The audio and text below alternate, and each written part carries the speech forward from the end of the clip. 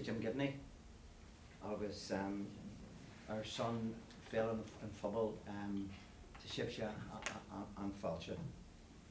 And you to midja canchwe and Gisbarat Nua, Gisbarat and Simwell Freshen. My name's Jim Gibney, and I would just like to welcome you all here today on behalf of Fela and Fubble. It's our 31st year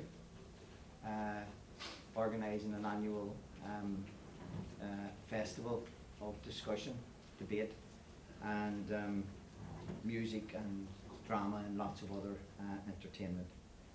This year, I think, is the biggest. We have the biggest number of discussions and debates in our 31-year history. This year we have 75 debates and discussions, and we always try, and most of the time we succeed, but we always try to have an open door policy in relation to discussions and debates, and particularly as you know, politics in this society between here and Britain is opening up in all sorts of different ways and challenging ways as well.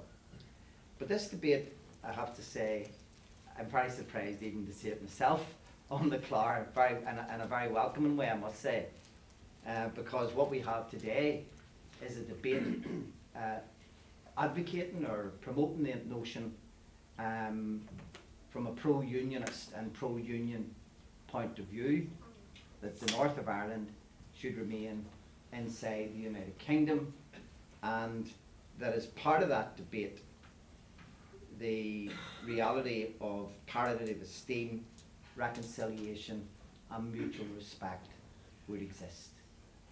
Now, I'm looking forward to hearing that debate and that argument, indeed.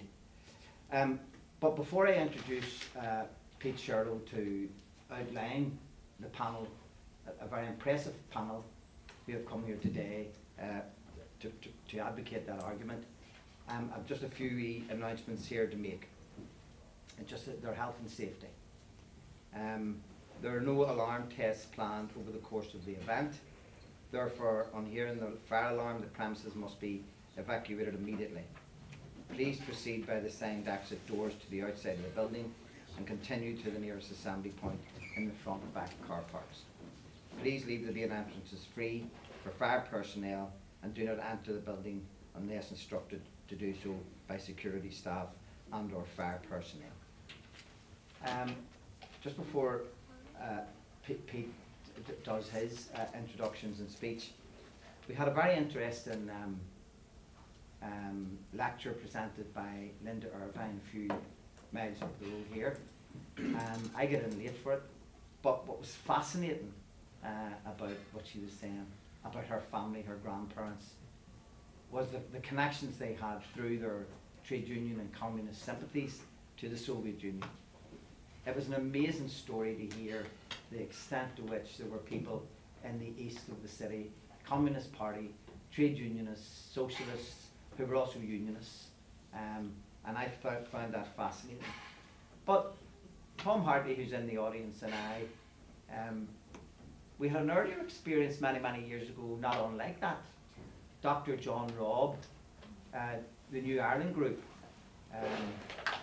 would have met Sinn Féin quite privately in the late 70s and late 80s.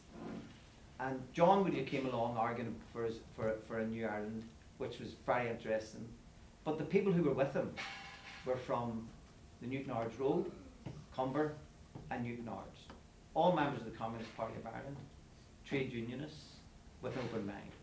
You know, so when you think about it, you know, the politics of today have probably been around in terms of that side of the unionist community for a long time. We just haven't heard anything about it. And I'm looking forward to hearing more about it today from Pete and the panel. So thank you very much.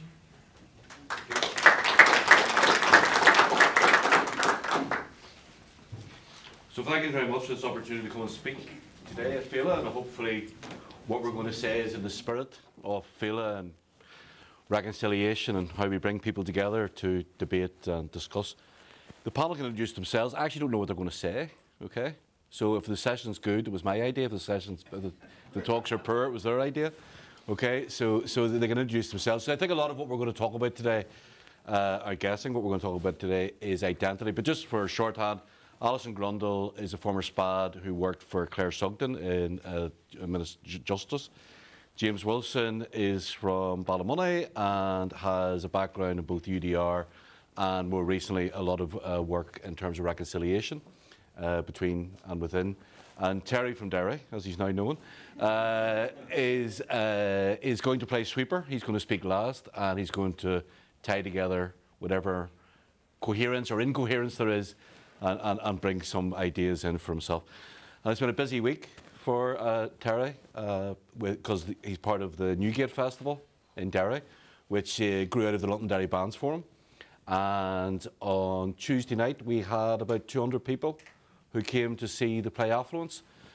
Before the play, Republican ex-prisoners in Derry met with the Bands Forum to talk about how to use culture and identity in the city to build better partnerships between. So we're all in many ways part of this attempt to, I suppose, make the Belfast Agreement, Good Friday Agreement real, to find ways to make it real, that we come together and we discuss and chat and all of that.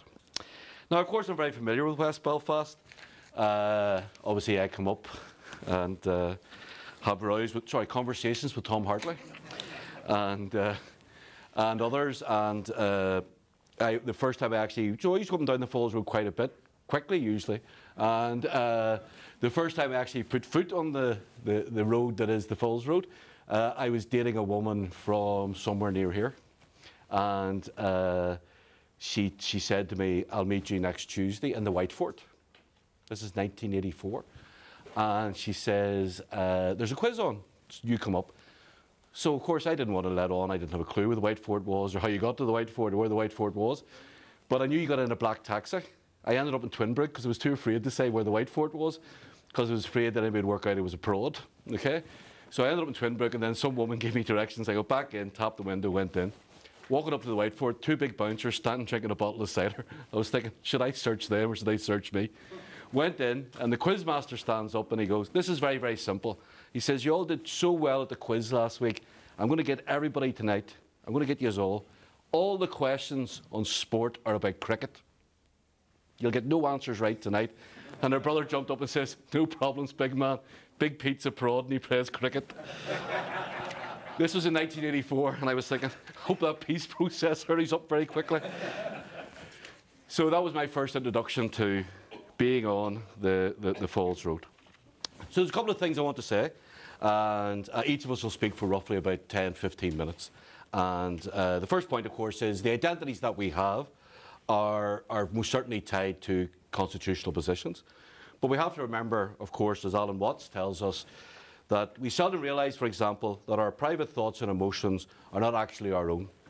For we think in terms of languages and images which we did not invent, but which were given to us. I think it's very important to understand that most of us were born into our identities and the meaning that they have. Our identity is clearly emotional, it is cognitive, and it is also based upon evidence.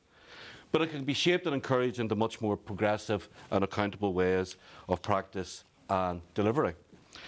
Our identities can clearly be benign, but they can be the opposite when they become challenged. I think the one thing that's really important is that all of us must come to terms with the idea that culture is fluid, culture is changing, culture is frustrating as much as it is liberating, and that diversity within the communities that we come from is much greater than we actually admit. There's an underrepresentation of diversity within all of the communities that we have. The failure to understand that identities are both binary and non-binary, I think, undermines the peace process and the reconciliation within. The PUL community, I don't like using these labels, but I'll use them nonetheless, is generally pro-union, and most people here today, I assume, are pro-Irish unification. That clearly is a binary. We have a difference over the constitutional question. But in the surveys and the work that we do, what you find is that the majority of people who are pro-union or pro-unification are pro-marriage equality. They are pro-shared education. They are choice. Increasingly, what we have in our society is that the majority of people who have these identities, which are constitutionally defined, are actually on the same page. High levels of support for the assembly, high levels of support for integrated education, high levels of support for mixed marriages. So in many ways, the attitudes that people have, irrespective of their constitutional position, are increasingly the same. There's not the big social and attitudinal gaps we used to have between our communities. So a big challenge for those of us who believe in reconciliation is, first of all, to realise that beyond the constitutional binary, many of the things that we think about are actually agreed, and there is much more to our character that is increasingly non-binary. I think it's really important, if you're not prepared to investigate a culture and find its diversity, you probably forgo the right to comment on it. And I think too much of the conflict was based upon simplifying the other without giving credence to the diversity. As Jim has just explained, I remember going to the Constitutional Club and seeing the actors who came from the Soviet Union doing the plays. You know, that existed, that was real, that was part of that community. As the poet Abirjani tells us, diversity is an aspect of human existence that cannot be eradicated by terrorism or war or self-consuming hatred. It can only be conquered by recognising and claiming the wealth of values it represents for all. So the wealth of values is critical for progress on how do we redefine relationships within this society. Despite the growth in mixed marriages, more intercommunity socialising and friendship, declines in workplace segregation, and the tens of thousands of intercommunity projects that this panel and people in this room have pushed forward and maintained, we are still caught too much in the stereotypes of self and other. As Ricoeur reminds us, we can neither get rid of myth nor take it at face value. Myth will always be with us, but we must approach it critically. As Ricoeur reminds us, there is a requirement to direct opposition to myth, as it aims to both subvert and hold power. We cannot facilitate a better society or a hearts and minds strategy within that society unless the challenge to myth is an urgent task for everybody. So I grew up surrounded by myths about the Catholic nationalist Republican community. I was told the Catholics were lazy, that they were idle, that if you married one, they would run away with the children. I'm still waiting. You couldn't trust them. Irish language was an invention. And the boron was a lambeg drum cut in half. Okay? So we were told all of these things about the Catholic community. All of these dangerous, idle, feckless, all of these things. Okay? One of the reasons why I came to know that wasn't true was because of people in the PUL community who told me it wasn't true. The biggest impact of me realising that the things that I was told about Catholics weren't true came from Protestants. It was people in my own community who told me those things weren't true. Don't listen to that. Don't behave in that way. Don't listen to this. Now, it also was part of a contact hypothesis, which is why you end up in the White Fort at a quiz, okay? Part of it's also contact. But it's critically important to understand that for many of us, the first vocabulary I received that was non-sectarian came from people who were pro-union. They didn't like it. They didn't want to be part of the folly of sectarianised myths. Of course, I've also experienced negative and hostile readings of the PUL community. And I remember one night when I was at first year at university, and a certain nationalist politician from Derry, who was an MEP and an MP, stated that the unionist community were Zionists and Afrikaners. That was the very night that those of us in that flat were going to the Queen's Student Union to organise a free Nelson Mandela concert. And we must be the funniest Afrikaners in the world if we were organising, 4 of us, all prods, PUL backgrounds, going down to the Students' Union to organise a free Nelson Mandela concert. So that type of, that's what we're talking about myth, that's what we're challenging, those types of blunt assertions about people. Now, Phil Orr will know, who taught in Friends School Lisburn, who put me on the stage, and then took me off it very quickly, that somebody who attended the school that I went to was Bulmer Hobson. And you'll remember the headmaster, Arthur Chapman, who was very patricianal. And a few of us one day had anti-Nazi League badges on. And he said to us, "What is this anti-Nazi League?" And we explained to him what we thought it was. We were 14-year-olds, 15-year-olds. And he came back to us a week later and he says, "Are you Trotskyites?" And the three of us didn't know. We never heard of a Trotskyite because we were just anti-fascist. So we went, I said yes, and the other two said no. And he said, "I think these badges are appropriate. You can wear what you want. We're Quakers. You can CND, whatever you want. But please keep it down a little bit. We haven't recovered from the Boomer Hobson incident." So that type of diversity and that type of part of that is all very important. One of the critical points, and Alison will talk about this more than me, is the underrepresentation of radicalism within the PUL community. There were more strikes and lockouts in Northern Ireland 1949 to 1970 than there were in any West European country. Hundreds of members of the Communist Party, which Jim has referred to already, worked in the shipyards and shorts. The PUL community was key to suffragism, and I've met many women from that community who, of course, were promoting contraception and were pro-choice before it became part of our political agenda.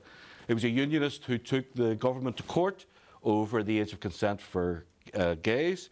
And PUL members, as we know today, Dawn Purvis and others, remain committed to environmentalism, LGBT rights and feminism.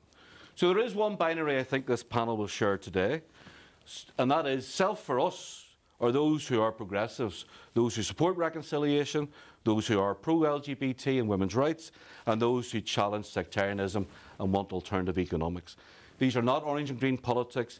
These are much more, for me, pro-union influence beliefs, as they are for people in this room, Republican influence beliefs. There's a synergy and a hybridity to that desire for radical and inclusive politics in action. The Irish Language Act, I have no problems with that at all. How could you not know that's part of your history and your identity? You walk out of here, the place names, the topography, our culture, our history. You know, the Irish Cultural Act is as part of what as much as I want in terms of cultural hybridity as anybody else who supports that. I think Ulster Scots gets a wee bit of a, I'm not so sure people have representative have done it well, but you know, people I remember one time sitting in Derry and the guy was talking about weans and wans and I and afeared and wouldn't he and didn't he and all of that there, and he said somebody wouldn't be fit day and all of this here, and then he turned around and says, "Who talks this Ulster Scots?" "Well, you, matey. You talk it. It's part of your culture." So as much as Irish language is part of my culture, Ulster Scots is also part of everybody's culture in this society. We can't forget, of course, Orange tunes are very heavily influenced by Irish traditional forms. And the hybridity of culture, all of that hybridity that we can locate in many ways, has something that has been downplayed over the centuries. And I think part of the whole Belfast Agreement, the whole process of negotiation and change, is to start playing that cultural hybridity upwards, to bringing that much more into the foreground than it is today. Recently, of course, we had the Singapore Airlines. I don't know if everybody is familiar with that, but Singapore Airlines had a video which basically said prods couldn't do art. All they were doing was making money, and they were reading the Bible every day, and they were against progressive change. Okay, and some of us were involved in that debate. Now, there's two forms of sectarianism, as we know. There's the putative form, which the instrumental form, the unionist state, etc. The de Valera state, that's sectarian form, and of course, the form that we forget about is the other form, which is cultural superiority, laughing and guffawing at other cultures. Now, the whole thing for any of us is, irrespective of how liberal or progressive or pluralistic we are, we all still have, as Tom Hartley would call it, the gut. We have certain things that if we push certain buttons, we'll all knee-jerk to an extent. And even I recoil when I'm told I come from a culture that has no identity. You know, how can you say an Orange March go past with those banners and say prods don't do art? They're highly redolent, symbolic pieces of art. You mightn't agree with Orangeism, but you can't say the community doesn't produce art. Ruby Murray, Best, Higgins and Van Morrison, you know, four culturally gifted, globally recognised people who were tightly working class prods. In the contemporary, Snow Patrol, Bateman, Patterson, Jones, Mitchell and Reid point to a vibrancy that emerges from PUL community backgrounds that are replete with artistic heritage and its reproduction. The issue is not their background or even if they would accept such labelling, but how they are, as well as their equivalent, would prefer to be understood as broad cultural contributors. The trick of such cultural ability of those writers and artists and playwrights is obvious. It enriches and upholds inter-community consumption. We shouldn't be doing sectarian head counting of our culturally gifted people, but we have to recognise they come from a range of communities. It's like the Rory McIlroy debate, you know, should he be Irish, should he be British? It's nobody's bloody business. If you promote comparative esteem and mutual respect, it's nobody's business what identity or culture you choose. There's, where I live in Liverpool, where I work in Liverpool, across the road, there's a little place you go in to get, a little cafe sort of place you go in to get food. And the day after England won the World Cup, there's a guy on campus who would be very Irish Republican. And the little cafe is owned by... Which World Cup? Cricket World Cup, sorry. The Cricket World Cup. And the morning I went in, it's run by 3 women who came here in 1962 from Pakistan. Okay? And if anybody understands South Asian culture, businesses and households are run by the maternal. Okay? Auntie's the boss. When I walked in, she says, "Oh, Peter, it's great. We won the World Cup in cricket." Okay? And this guy on campus, who would be a Republican, said, "You two aren't English." Now, she pointed out, of course, that she wasn't English, but her grandchildren have been sitting watching the cricket wearing their Pakistani tops, waving England flags, and that England had given her everything. And the captain of the team was Irish, which he pointed out was wrong. He should be playing for Ireland. And yet again, she pointed out that all of this is really none of your business. That she had come with a suitcase and her 2 sisters with £15 and had built up a business, and she could have whatever identity she wanted and practice it in whatever way she wanted. This is a woman who chased a man with a knife with knitting needles. He just picked the wrong person. But the point's illustrative. You can't tell people what their identity is. That was part of the reason for conflict. It has to be part of the reason for peace building.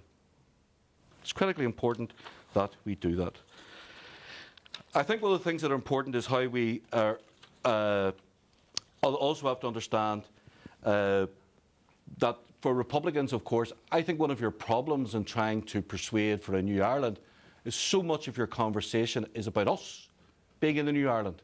What is the new Ireland? What is the new Ireland? They're telling me that it'll be orange parades and Highland dancing in the new Ireland. There's slightly more complex reasons for or against unification. And I think some people in the pro-union community, I don't think it'll change their position, but I think they'd like to hear more about what a new Ireland would be. And I think the other thing you have to consider is that opposition to a new Ireland resides within the southern state. Unionists are not the only people who are going to object to a new Ireland. There's very significant forces in the Republic who would not be supportive. We have to be honest that pro-unionism or pro-unification has many forms, and also we have to be, in evolving this idea of plurality and hybridity, what we need to also find out is how do we re-energise the Belfast Agreement? How do we challenge the sectarians? How do we challenge the doom-laden? How do we challenge those who are constantly negative? Those who tell us that sectarianism is worse than it is, those who push every negative event, tweet and social media comment into their knee-jerking word. And even some of them get public funding to tell us how culturally and wonderfully isolated they are. The fact of all of these things we've talked about before, greater inter-community partnership, marriage, all of the positives that have taken place, all of these things need to be recognised much more than they are. Okay? If we're living in a society today in which roughly a quarter of all adult relationships are across the sectarian divide, when you look at that in the census, the children have multiple identities. Society's changing. So why are we not recognising that? Why are we not talking about those types of changes? Those are the changes, I think, which have been brought forward by the cessation of violence, by the Belfast Agreement, by all of the equality legislation that desegregated workplaces, etc. Okay? People in this room don't believe Northern Ireland can work. Most people in this room probably feel that the Good Friday Agreement was a transition to United Ireland. Some of us believe that it could work and it could be a much more pluralistic and inclusive society than the one in which we live. I think what's really important is we have to find ways in which there's no point having all of these inter-community projects if we don't talk about them, if we don't engage with them, if we don't promote them, if we don't tell people that there's this type of engagement going on. I'm sure everybody in this room has had the same experience, where somebody has said, I didn't know those groups met. I didn't know that happened. So why have we not got this much greater understanding of the movement that's taking place in this society, the imagination that is taking place in this society, the way in which this society is being recast? Like I started off the other night, before the play in Derry, IRA prisoners meeting members of the Flute Band Forum to talk about culture and identity. We should be pushing that out as a response to this pernicious drip. I think also what's important is the idea that we need to be much more courageous about the fact that things are changing. Maybe some of the political language we have is no longer fit for purpose. We saw with the civic nationalism, Jerry here, the Waterfront Hall, etc. Brexit was going to be the game changer. What happened? The election, people came out and voted for the Alliance Party. Why is that happening? There's social shifts and cultural shifts taking place that we need to be very clear of. Society is not linear. It changes and it gets influenced by many things. Of course, one of the problems we have is the media. And of course, to paraphrase, the sectarian wheel that squeaks the most is getting too much media oil. We have a media which hardly doesn't seem to understand that all of these positive changes and effects are taking place within our society. So I think there's a few things we also need to understand just quickly about the pro-union community. So all the census material we do, we can link that into the, surveys and link that into the census. First thing we have to understand is the pro-union community is more diverse than the pro-Irish unification community. There are more Catholics who are pro-union than there are Protestants who are pro-unification. People who are here from immigrant backgrounds are more likely to be pro-union.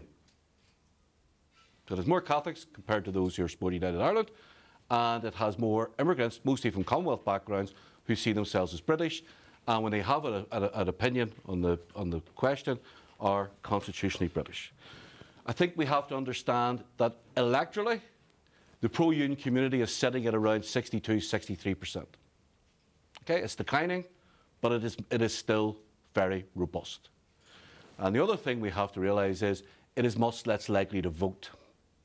So it's a significant part of the electorate, but it is less likely to vote. Okay, but it is likely to probably vote as it did in the Belfast Agreement. It's likely to vote on a bigger, major issue. So maybe understanding that Northern Ireland might have a slightly longer shelf life than is assumed might be something that all of us have to really consider and think about. Now, in terms of these talks that are taking place, the Interparty Talks, and a lot of that's been caught up, obviously, in the issue of the Irish language. I think we need to use these talks to really think about how we do something which is critically important. One of the reasons why I voted for the Belfast Agreement was parity of esteem and mutual respect. That never really found a proper institutional form. I think stuff like the Stormont House Agreement, etc., in some ways jettisoned the reconciliation project. I think it's critically important in these inter-party talks, whatever comes out at the end, I think it's very important that parity of esteem and mutual respect are given a clearer institutional steer. I think it's important that that framing is vital for political cultural development, and vital for political cultural development in that the government of this place accepts diversity and cultural legitimacy. Not only does it accept it, but more importantly, it becomes an agent of its delivery. Citizens' rights must be wrapped up in parity of esteem and mutual respect, and this has to go beyond simply locating rights. We need to promote identities which are diverse, not just talking about orange and green, the multiple forms of diversity we have. Look at how important cultural night is to this city. How do we start to build that into a much more larger emotional and cognitive and perceptive understanding of what people in this society want? They want their culture to be recognised.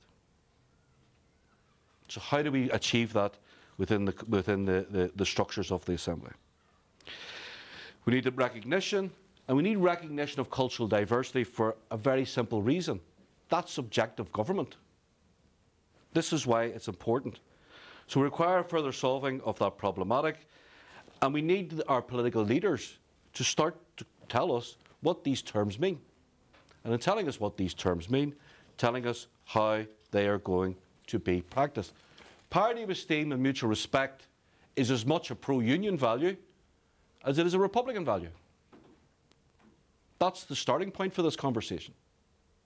Me respecting your culture and you respecting mine, that's as much part of what Alison will talk about more than me, where I understand my Britishness coming from, and for this people in this room, that's where they understand the Irish Republicanism coming from.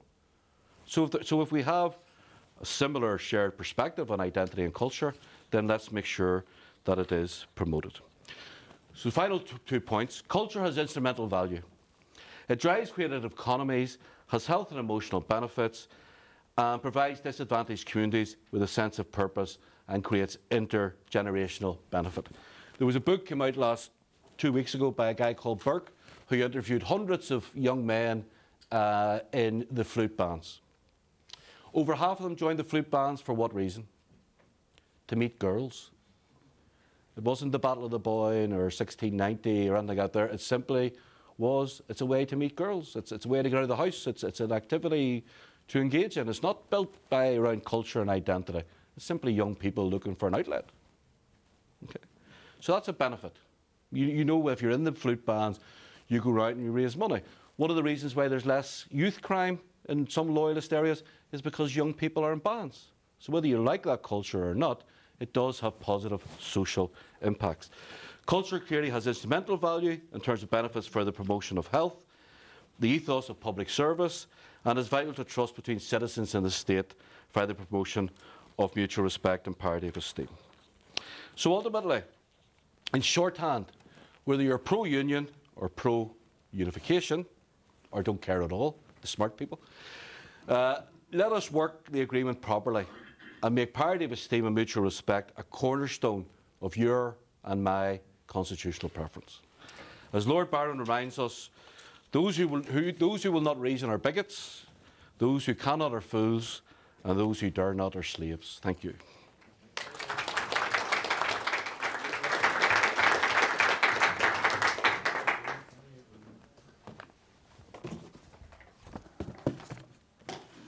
Tommy Sasta Fé and Shaw, August Guramoy Jim, Guramoy Ugo Aston Huro. I'm delighted to be here and thank you very much, Jim, for the invitation. When I was coming out this morning, I dropped into the local shop, which also happens to be a GAA club, the John Mitchell's in Glenullen. And wee Jimmy was standing there. Now, wee Jimmy's what we would call an old sticky. You have any of those still around here? Endangered species, you know.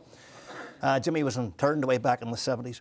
And Jimmy looked me up and down and he says, Dr. Wilson, you're perfect well dressed today. With that old shirt on you, are you going to Fine Gael Ardèche? I joke like that, you sort of know the political resonance of the crowd, you know. There's nobody here from the Taoiseach's office, no. DFA is okay, they'll keep stumming it. But Leo doesn't like that type of joke. Anyway, good to be here. This particular book, Hillbilly Elegy, I don't know if anybody's familiar with it or have read it or anything else. It made quite an impression on me when it appeared in 2016. And then I discovered that a lot of my Catholic background friends had a problem actually in understanding it because the author employs that autobiographical device of what we in the Reformed Protestant community would call a Damascus Road experience. And that he was coming out of a culture, he had an experience, in his case a secular one. It wasn't Jesus Christ he met, it was the more fearsome individual of a United States Marine Corps drill sergeant. And it transformed him in terms of his character and his worldview, but he was still empowered to empathise with his ethnic roots. And he writes the following: I identify with millions of Scots-Irish descent who have no college degree. To these folks, educational underachievement and poverty is a family tradition. Americans call them hillbillies, rednecks and white trash. I call them my neighbours, my friends, old comrades and my family. And I totally get that. And like our hillbilly kith and kin, we are all too guilty in the Protestant community of having those who live down to the lowest negative stereotype and parity. And just like the recent turmoil over bonfires and flags, Loyalist culture is not being attacked so much as being demonised and killed off by those ceasefire volunteers, I'll call them, who would claim to be its loyal defenders. Instead, they succeed in feeding the caricature. Where does this negative caricature come from? We have to remember that in the Troubles from 1969 until 96, we were in a dirty little sectarian war. And to kill your neighbour, you have to both demonise them and dehumanise them. Here's an article from 1983 McGill magazine quoting a Provisional IRA spokesman. Many loyalists have a supremacist mentality like the Afrikaners in South Africa, the Pied Noirs in Algeria, or the Israelis. That's the old Gill versus Plumper myth, dressed up in trendy garb for the 1980s. The ancient struggle between the Irish people and the Saxon heretic Huns who came from Scotland in the 1600s and took all the land and basically set up their own little colony. That update was to demonise Protestants as Ireland's equivalent to the settler zealots of the West Bank and provide a moral basis for physical attacks on the Protestant community. So what about this Gill versus Planter myth that we hear all the time? Myths, as Peter has told us, is something we are always with us and we must approach them critically. Myth's power is to subvert and control. Good quote. The Planter versus Gill myth is dangerous as it casts prods as an alien race. But the DNA of the old prod tells a different story. This comes by way of McCroog's pub on Rathlin Island, so it's a reliable source. I don't mean the crack behind the bar. I mean the 4,000-year-old chambered grave under the building. And that holds, or the remains of, or did hold the remains of 3 bodies. And their DNA tells 2 amazing stories. First, their ancestry is from what we would call today Ukraine. And secondly, the most striking feature of the haplotype sharing of the Rathlin 3 is the high-medium donation levels to the modern population in Western Scotland and here in Ulster. The majority of us in this room would share that DNA. That means that our ancestors were prominent in this part of the world 1,000 years before Celtic Latin culture arrived. In fact, there's more evidence for Finn McCool's construction of the Giant's Causeway than the Sons of Mill legend. If you want to read good history on it, I would refer you to Harbinson, Evans, or Stewart, or the work done by Lara Cassidy. And what about the much vaunted Plantation? Nicholas Canny would argue that it involved as few as 4,000 families. Yes, plebeian Irish were displaced. That was part of it. And apart from a few Earls that skipped the country and took flight, the place was taken by undertakers. And that was a case of who could fit the bill. Surrender and re-grant loyalty to the Crown. And the largest undertaker in the plantation was the McGuinness family. So there you go on that one. And as these 17th century Scots paddled ashore over there in Belfast Lough, they looked up and they saw a bloody great castle. Now, it must have occurred to them, they didn't build it. And there's a clue to the real identity of who conquered and colonised Ireland, in that it goes back to the date that the first French restaurant opened in London. Yeah, 1066. The real significant move from Ireland to Scotland, or to Ireland from Scotland, comes directly after the Williamite War. Tom Devine is a Scottish historian that I have a lot of time for. And maybe my trick or my niche is I take and juxtapose the history of Scotland with the history of Ulster. And that's where you get the real sense being made in terms of what one man argues and what another man finds. Tom Devine places the lower estimate of that movement after the Williamite War at 50-odd thousand people. Lower estimate. Work done by the Reverend John Dunlop would suggest a much higher figure based on the explosion of Presbyterian meeting houses. But why did they come? There's a great famine in Scotland, the Great Hunger. Isn't it ironic, on the basis of that the 2 great people movements between Scotland and Ireland and Scotland is not based on colonisation or conquest or building empires. It's the most basic of human need, an empty stomach. Any Cliftonville supporters here? You know, it just occurred to me there in a brain fart that I might have. Ah, right, okay. Next time you're in Windsor Park and you look across at Section F, you're entitled to sing them the famine song. You know, that's why they came here. 19th century Irish nationalism saw the abandonment of those old Presbyterian Republican principles and the emergence of a faith and fatherland nationalism, quite common in Europe at that particular time. And we prods were excluded from that sense of the imagined community that was the Irish, Gaelic, and at that time Catholic nation. If you want a litmus test of that alienation and demonisation we as a community experienced in the Troubles, it's worth quoting Rose's research in 1968. Only 39% of the Protestant population denominated themselves British. By 1989, Moxon Brown recorded it at 68%. It had soared to 68%. So you have a case of when the Provisional IRA were supposed to be driving the Brits out, the reverse effect was instilling a sense of Britishness in the hearts and minds of Protestants. That's maybe a wee statistic you should include in a black taxi trauma tour. So thus, our orientation became more eastward. It was to the other island, the one that we call the mainland, that we orientate towards regarding our economy, our economic, social, religious and political expressions.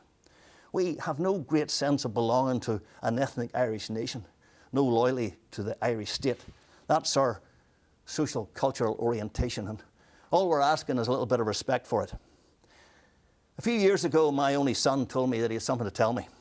Had he met the girl of his dreams? Had he been offered a new job? Was he moving to the mainland? Instead, he looked me in the eye and he said, "Dad, I'm gay." Good job I wasn't holding my Peterson pipe at the time.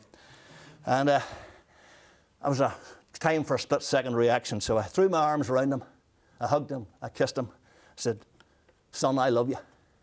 You're still my wee boy," even though he's 6'3" and built like a shithouse door. Are there any parents of gay and lesbian children in the audience? Thank you, thank you. You're not all straight in West Belfast. I had a choice to make. I could have gone out and I could have researched and got all sorts of heterosexual promoting material. I could have plastered his room with Playboy magazine. I could have basically enlisted him on one of those wonderful counselling courses that some churches provide to put him straight, to convince him, to persuade him that heterosexuality was the way ahead. Or I could have wished, like Anne Whitcomb, that there'd be a future scientific breakthrough that would be able to cure him. I did none of those. I respected his orientation. I got to know a bit more about it. 1 year later, I stepped out with him in the Belfast Pride Parade. We were the only group that actually lowered our banner as we passed the cenotaph, yes. I was that volunteer. So it'd be useful if nationalist people got over yourselves a wee bit and jettisoned that antiquated Hibernian nationalism and reclaimed maybe part of that spirit of republicanism of '98. Remembering that republicanism is at its root a civic ideology. And as Tommy McKerney in our audience here today keeps telling me, res publica means all the people, not just those who recite the rosary or speak Gaelic or have changed their names to a Gaelified form. True unity, to quote the Braveheart who lies in Bodenstown, is about uniting the people. Not simply claiming that fourth green field as a bit of real estate and reducing the Protestant population to the status of domestic farm livestock.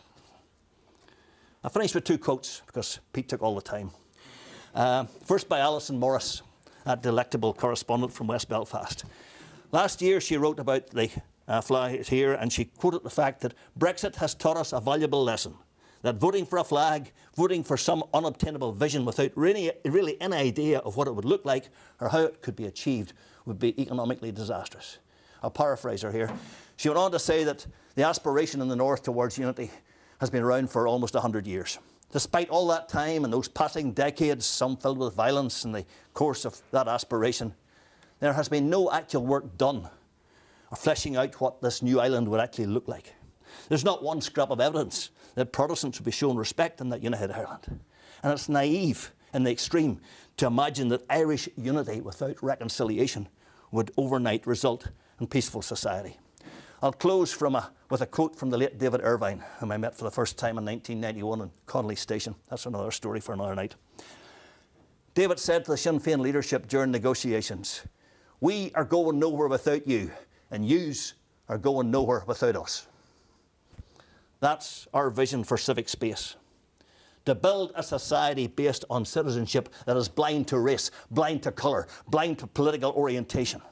that demonstrates a parity of esteem and a mutual respect, where we restore the cornerstone of an evolving post-conflict society. We're not there yet. We're still on the journey. We're work in progress. Where we create the space to reevaluate and disconfirm the old assumptions. Terry will be doing a bit about what we as Protestants and Unionists have to disconfirm. Could I suggest to a nationalist Republican audience, there's a lot more to the Protestant community than bonfires, banners and big drums. We move together into a civic space where we can make these habitual responses, values and even identities anachronistic. We don't need constitutional change to do that. It's a joint step. Whether it's in uniting Ireland or maintaining the Union, the first step is creating that space for reconciliation. Will you join us? Protestants, Catholics, dissenters, atheists, even that wee family just stepped off the Ryanair flight from Eastern Europe. Come together in civic space. Will we see you there? Slán go fáil, agus guramoya.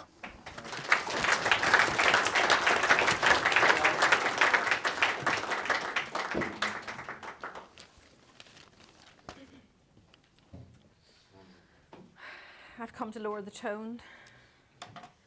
After those two lofty contributions, I feel supremely unqualified to stand here and talk about unionism.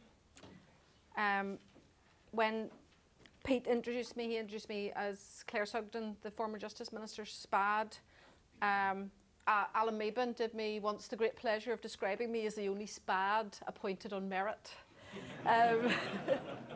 Because when Claire asked me to be her SPAD, she didn't know what my politics were because she didn't ask what my politics were. She wanted to use her time in justice, which was very sadly very short. But what she wanted to do was introduce legislation to tackle domestic violence. She wanted to push restorative justice up the agenda. She wanted to stop locking up children. And she wanted to stop people going to prison in the first place. And when she asked me to be her SPAD, and I said, I don't think I'm qualified, she said, you come from a background of delivering programs, and I want to deliver a program of change through my time in justice. I also feel a bit of a fraud here today because this is the first time I've ever sat on a platform that in any way I remotely would describe myself as unionist. Because for all of my life, I have rejected the stereotype unionist, the flag waving, bigot, orange marching, intolerant, regressive unionist. So what I give you today is very much a personal perspective, and one that I will tell you now, I'm not 100% comfortable in describing myself as, but I'll go on and you can make up your own minds. So I kind of feel I came late to this party of identity politics because I've spent my entire life rejecting it. I come from a background where my parents were a mixed marriage. My mother was a Dublin Catholic, my father was a Northern Protestant, and they met in Canada in the 50s. Let's face it, they weren't going to meet here, were they? And, but they were economic migrants, and that is something that has characterised my whole life and my consciousness and my politics. I was born in England. I believe that means I have no rights under the Good Friday Agreement to call myself British, Irish, either or both. I am a two-passport holding person, but I get my passport through my parents, not through myself, even though I have lived here since I was 9 months old. And once when I was being interviewed for a job in Canada, in London by a Canadian who said to me, if you were born in Maidenhead, how did you get that accent? So that's the folly of birth. So I grew up in Coleraine. My mother gave herself away every time she opened her mouth with her Dublin accent. But she assimilated very well, and when I think back on it now, incredibly well given the time. I don't think she was ever called a Fenian bitch until 1985 in the signing of the Anglo-Irish Agreement, and she very much was then. But she assimilated well, and we had a big dinner and new clothes 3 times a year, Christmas, Easter, and the 12th of July. But by the same time, home was a place called Dublin, because that was my mother's home, and that's what she called it. And it was a bizarre, and I think this probably feeds into my sense of confused identity as well, that this place that I lived in and that I grew up in wasn't my home. Dublin was my home, with the hordes of uncles and aunties and cousins who drank pop instead of lemonade and had rashers instead of bacon, and we went to the chipper. And late at night, when all us kids were supposed to be in bed and sleep and the party started, they sang all the rebel songs and we learned all the words. And to this day, on Christmas Eve in my house, it's rebel night. And my daughter continues the tradition and knows all the songs too. And it was a political household. I know in many cases with mixed marriages that the houses are typically unpolitical, but ours wasn't. I grew up in Coleraine. I very, very vaguely remember civil rights being discussed around the table. I remember the awe and joy on my mother's face when Bernadette Devlin slapped Reginald Maudling, the British Home Secretary, across the face. And when my mother died, I found amongst her papers her naturalisation certificate as a British citizen, signed by Reginald Maudlin. But for us living in Coleraine, with a few notable incidents, the conflict happened somewhere else. Derry was 27 miles up the road, but it was another planet. And the other thing I would say about 1985 is I never heard Protestants in Coleraine talking about Londonderry before 1985. It was always Derry. And when those things became sectarianised, it really bothered me. Now for me, my first politicising event was the 3-day week, when Ted Heath went on television in December and told us all to minimise the use of electricity. And my mother told us to go and wash our hair and put the hairdryer on, turn on every light in the house and put the TV on and everything else. The second politicising event, and again it was one that I was too young to really understand, was the hunger strike. And to this day, I have never gotten over my shock that that government let those men die. My third politicising event was the miners' strike. I think you've probably seen a bit of a theme developing here with Tory governments, but that was where my politics came from. My parents were unionists and they were trade unionists.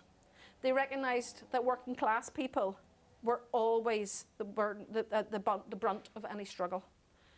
My mother, and I only realised this morning that both my parents were unionists, but my mother's unionism was based on escaping a life of poverty in Dublin. She was born in 1934. She lived in a 2-up, 2-down house with her 8 siblings, her parents, and I think 5 uncles and aunts on her mother's side. Her granny died in childbirth just after her mother and father got married, and the 5 small children in that house joined in this 2-up, 2-down house.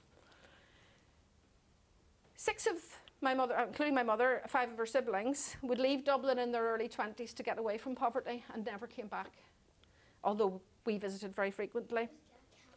One of her sisters moved to England because she had 2 children with a health condition that the Irish state could not deal with and she could not afford to pay for, and she moved to England to avail of the NHS. My father, a unionist from a unionist background, to this day, at 91, proudly proclaims himself an Irishman.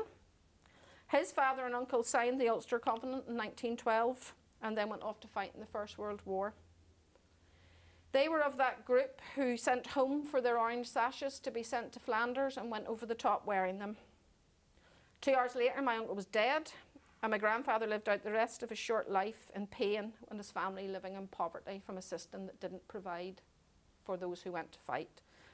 Not much has changed. My father's grandfather died at the age of 50, and my father then, aged 12, had to give up his education and go to work, and worked for the rest of his life. Those experiences shaped my parents, who were both factory workers. They shaped their politics, and they subsequently shaped mine. And that then, I suppose, brings me to the question and point today: why am I sitting on a panel of people who call themselves unionists? And why am I remaining ambivalently calling myself one too? And I think I've avoided the label, rejected the labels my whole life, as I said at the start. But Brexit changed a lot of things. Brexit brought the debate on identity and unification to the fore in a way that I felt I can no longer avoid. And you could call me a coward for not addressing this before, but that's how it is. I would describe myself as an internationalist, partly as a reaction to living in a contested space, and partly because I think it's bonkers to do anything otherwise. And when we look at climate change and the global forces that are facing the world today, internationalism must surely be the way forward, regardless of our constitutional little niceties. So if there were a border poll today, I would vote for the Union. And the reason why I would is very straightforward. I look to the government in the south. Sorry, Kevin. I don't see my politics represented there. I see a Tory party in power propped up by another Tory party. And for me, a Tory party is a Tory party, whether they're red, white and blue, green or any other hue. I don't see the smaller parties in a position to really significantly challenge. And with the issues that we have facing us at the moment, I look to Britain.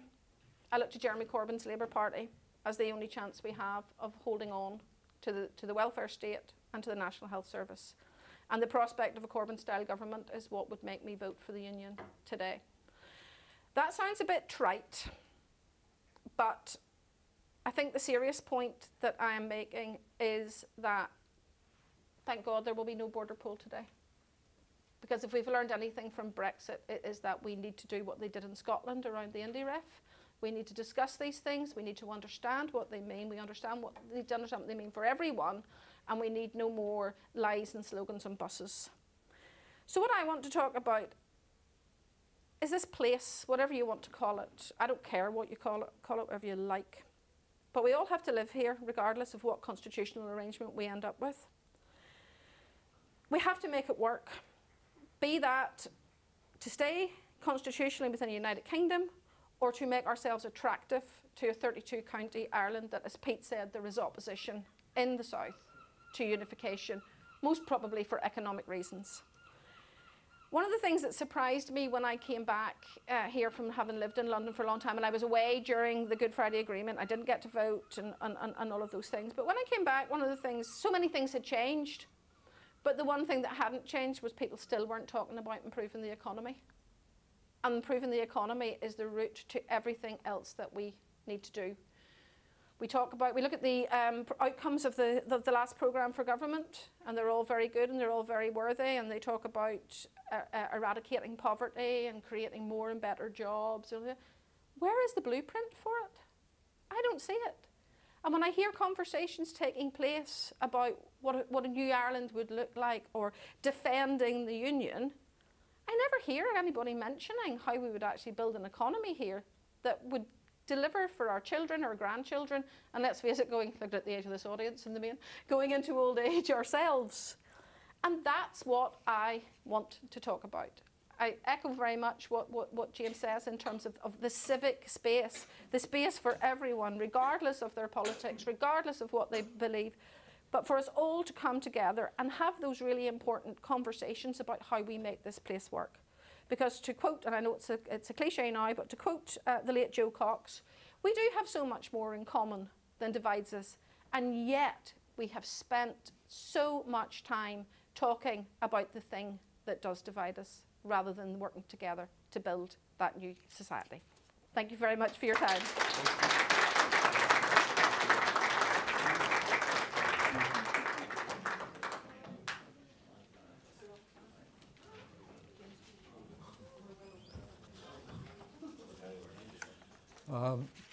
There's a rumour that they always save the best to last, but there's an exception to every rule.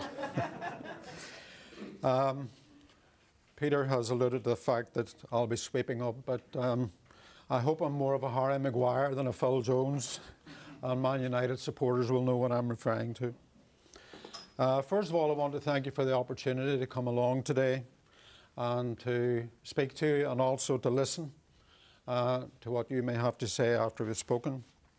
I've already had the opportunity to renew some acquaintances today, because the last time I was in St Mary's College, I was president of the Students' Union at Stranmillis. It's a long number of years ago, because St Joseph's was still open at the Trench. And we came here for union meetings. So obviously I was a teacher, and I taught for 36 years in Derry.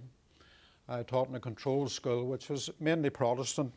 But when I say that, there's a great variety, because many people who label themselves as Protestant, it's not in terms of any religious or Christian expression. It just happens to be a social or a cultural label which they use.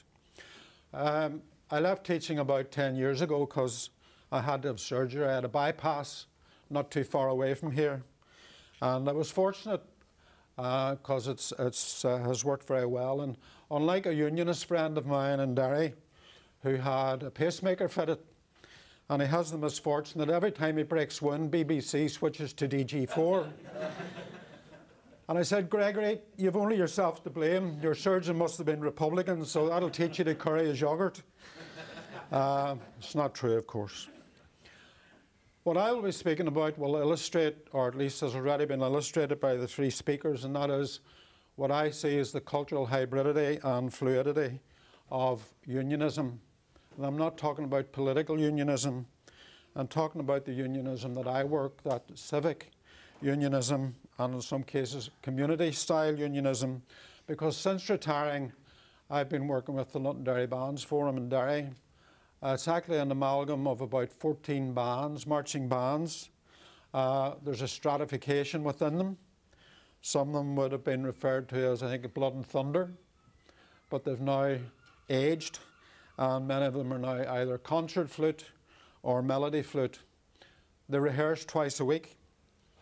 Certainly they are marching bands and they participate in parades, but that represents about 2% of what they actually do, because they do a lot of charity work, they play at concerts, and in 2013 they played in the Fla, which came to Derry and was a great success, and we're looking forward to its return again.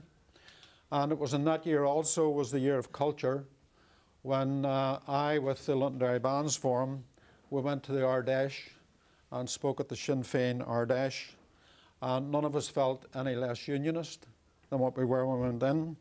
It was a valuable experience. It was an exchange of views and important dialogue that took place, and relationships were formed as a result of that, which have still been sustained today.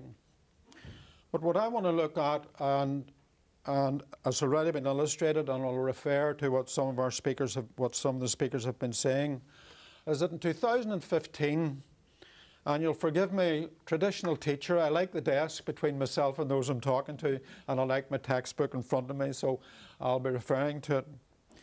In 2015, the publication, The Contested Identities of Ulster Protestants, the various contributors writing in that book evidenced the diversity within Ulster Protestantism. Now, I don't equate Protestantism solely with unionism or Britishness, particularly since I myself am unaligned to any political party or denomination. I was in the Unionist Party for a number of years. I joined it in 1968 as a young unionist. When I went to university or university college, the membership kind of lapsed and I got involved in student politics. And I wasn't involved in party top politics for a long time until I was approached by a good friend in Derry who was in the Unionist Party. It was the time when David Trimble was leader and there was change taking place. It was the Good Friday Agreement. And I said, yes, I can get on board with that. And I rejoined the Unionist Party at that stage and argued strongly in the many debates that took place for the adoption of the Good Friday Agreement. I became deputy chair of the party. Now, it sounds quite an influential position, but it really wasn't.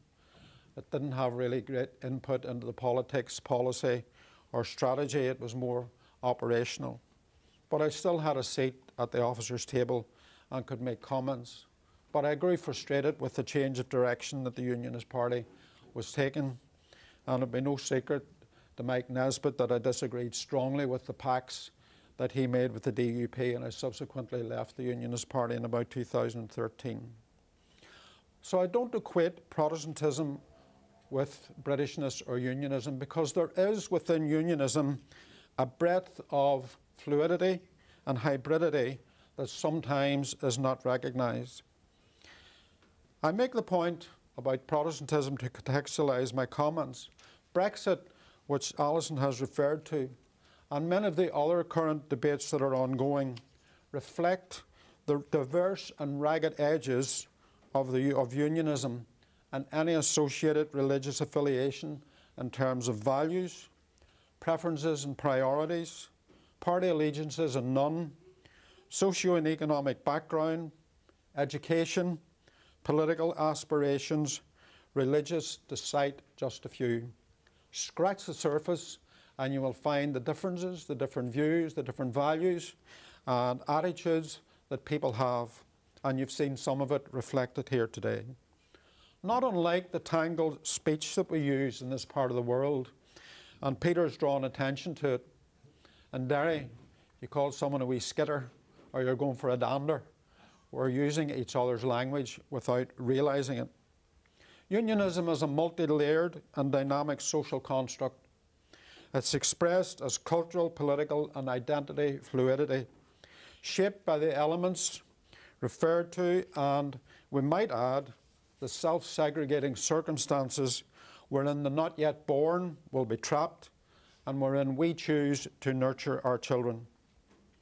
To attempt to identify a common denominator on the spectrum of unionism is to risk stereotyping. And I contend that the sash-wearing, bowler-hatted, Ranger-supporting, Our Wee Country, Sweet Caroline singing caricature that has survived from Jimmy Young to Give My Head Peace is by now a bit tired. In regard to that cohort in the age range 18 to 40, patently inaccurate and wrong. As I say, we work with the Londonderry Bands Forum. I'm not a member of it, but I work independently as a consultant, mainly in education and other areas. And they're currently involved in a project funded under Peace 4, where they're working with schools across the community. As part of that project, there has to be a baselining exercise carried out at the beginning to look at the attitudes of the young people that you're working with. The refreshing information that is coming through from the schools, and I'm talking about primary schools and children aged about 8 to 10, many of them and their parents are not designating as either Protestant or Catholic. They're designating as other.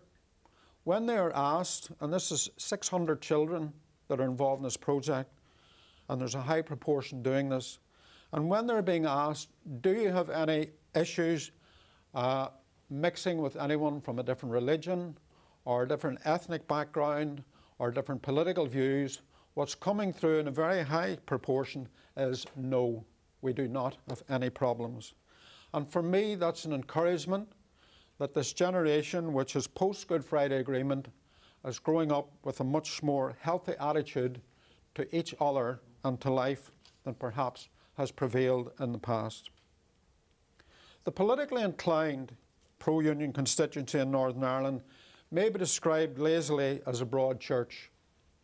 I can assure you that based on my days in the Unionist Party, particularly around the time of the Good Friday Agreement and the decommissioning debates, when in full voice, that church tends to produce a sometimes competing cacophony of sound rather than deep harmony.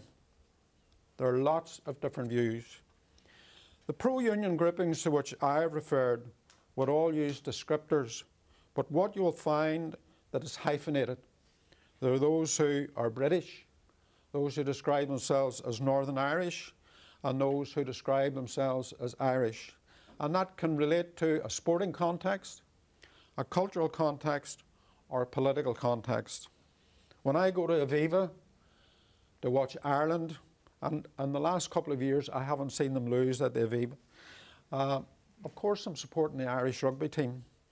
And I have no problem standing for a national anthem, which is talking about driving me into the sea. Don't have an issue with it. I support the Irish rugby team. When Northern Ireland are playing football, I don't make any bones about it. I support Northern Ireland. When Manchester United are playing, it's hard work these days, but I still support them. Many within this community have played a significant role, not least Loyalists, in building the peace process. It has not just been down to nationalists and Republicans. That's a thought that needs to be decommissioned.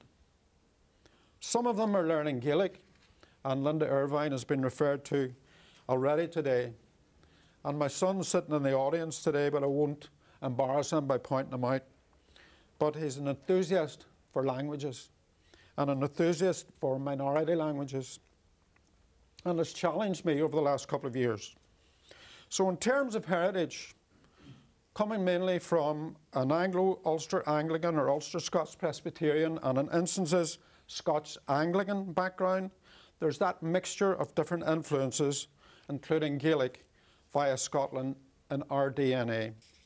We're hybrids, we're a mixture, and James has talked very lucidly and very clearly about it today.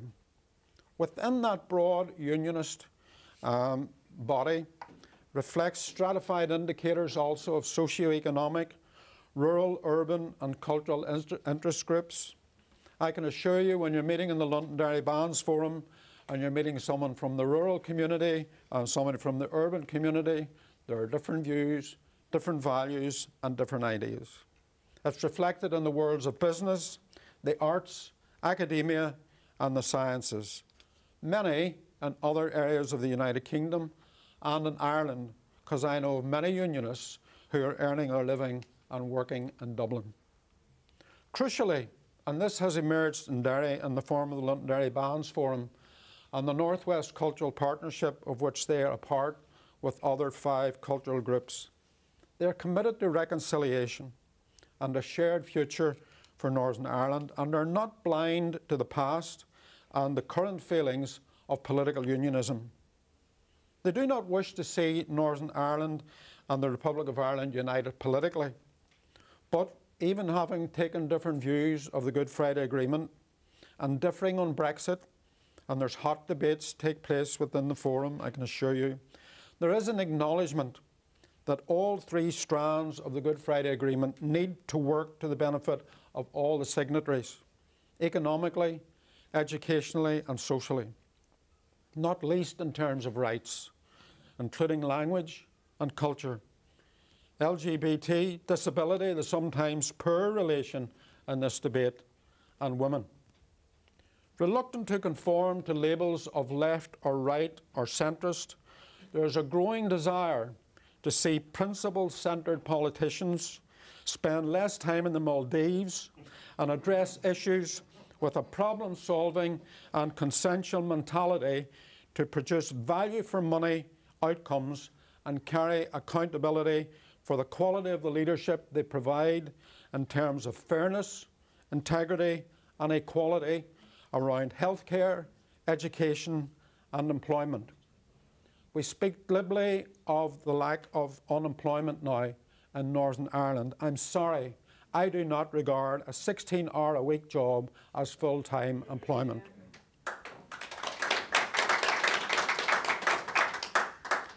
The constitutional issue can be addressed, and many within the unionist community that I speak to, and I can't quantify it, but many are saying now, okay, let's have a poll, 7 years, 10 years, whatever it might be, but in the meantime, let's make this place work. Let us create a shared and prosperous society that can prioritise employment and mental issues among many others, not least climate change. Let's have the poll, whatever number of years it might be, and people like Paul Gosling, and I've had Mary Lou talk about 10 years.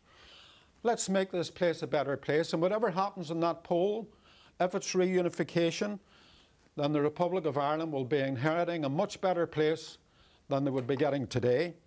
If the poll is otherwise, then Northern Ireland will be a much better place for everyone. And that's a growing view within unionism, not political unionism, but civic unionism and at community level. What we need are problem solvers. I didn't know the late Martin McGuinness well.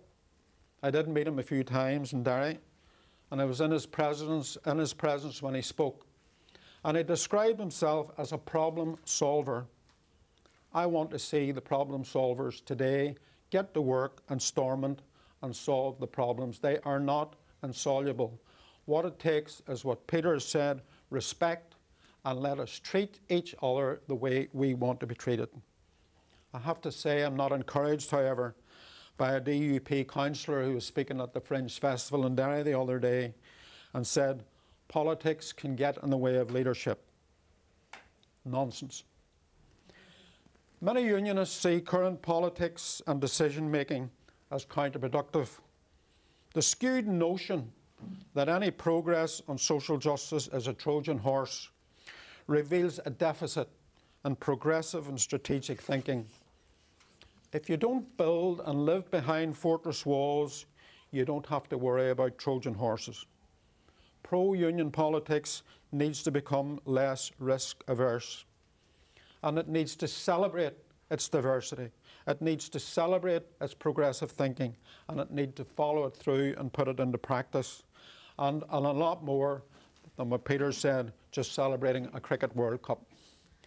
The language and public utterances of some of our pro-union representatives, Peter's talked about the language we use to each other. Some of the pro-union representatives offends pro-union voters. So it's safe to assume that it must offend the political opponents. I cringe when I hear someone describing people who think politically as crocodiles. I cringed when I heard Gregory talk about currying my yoghurt.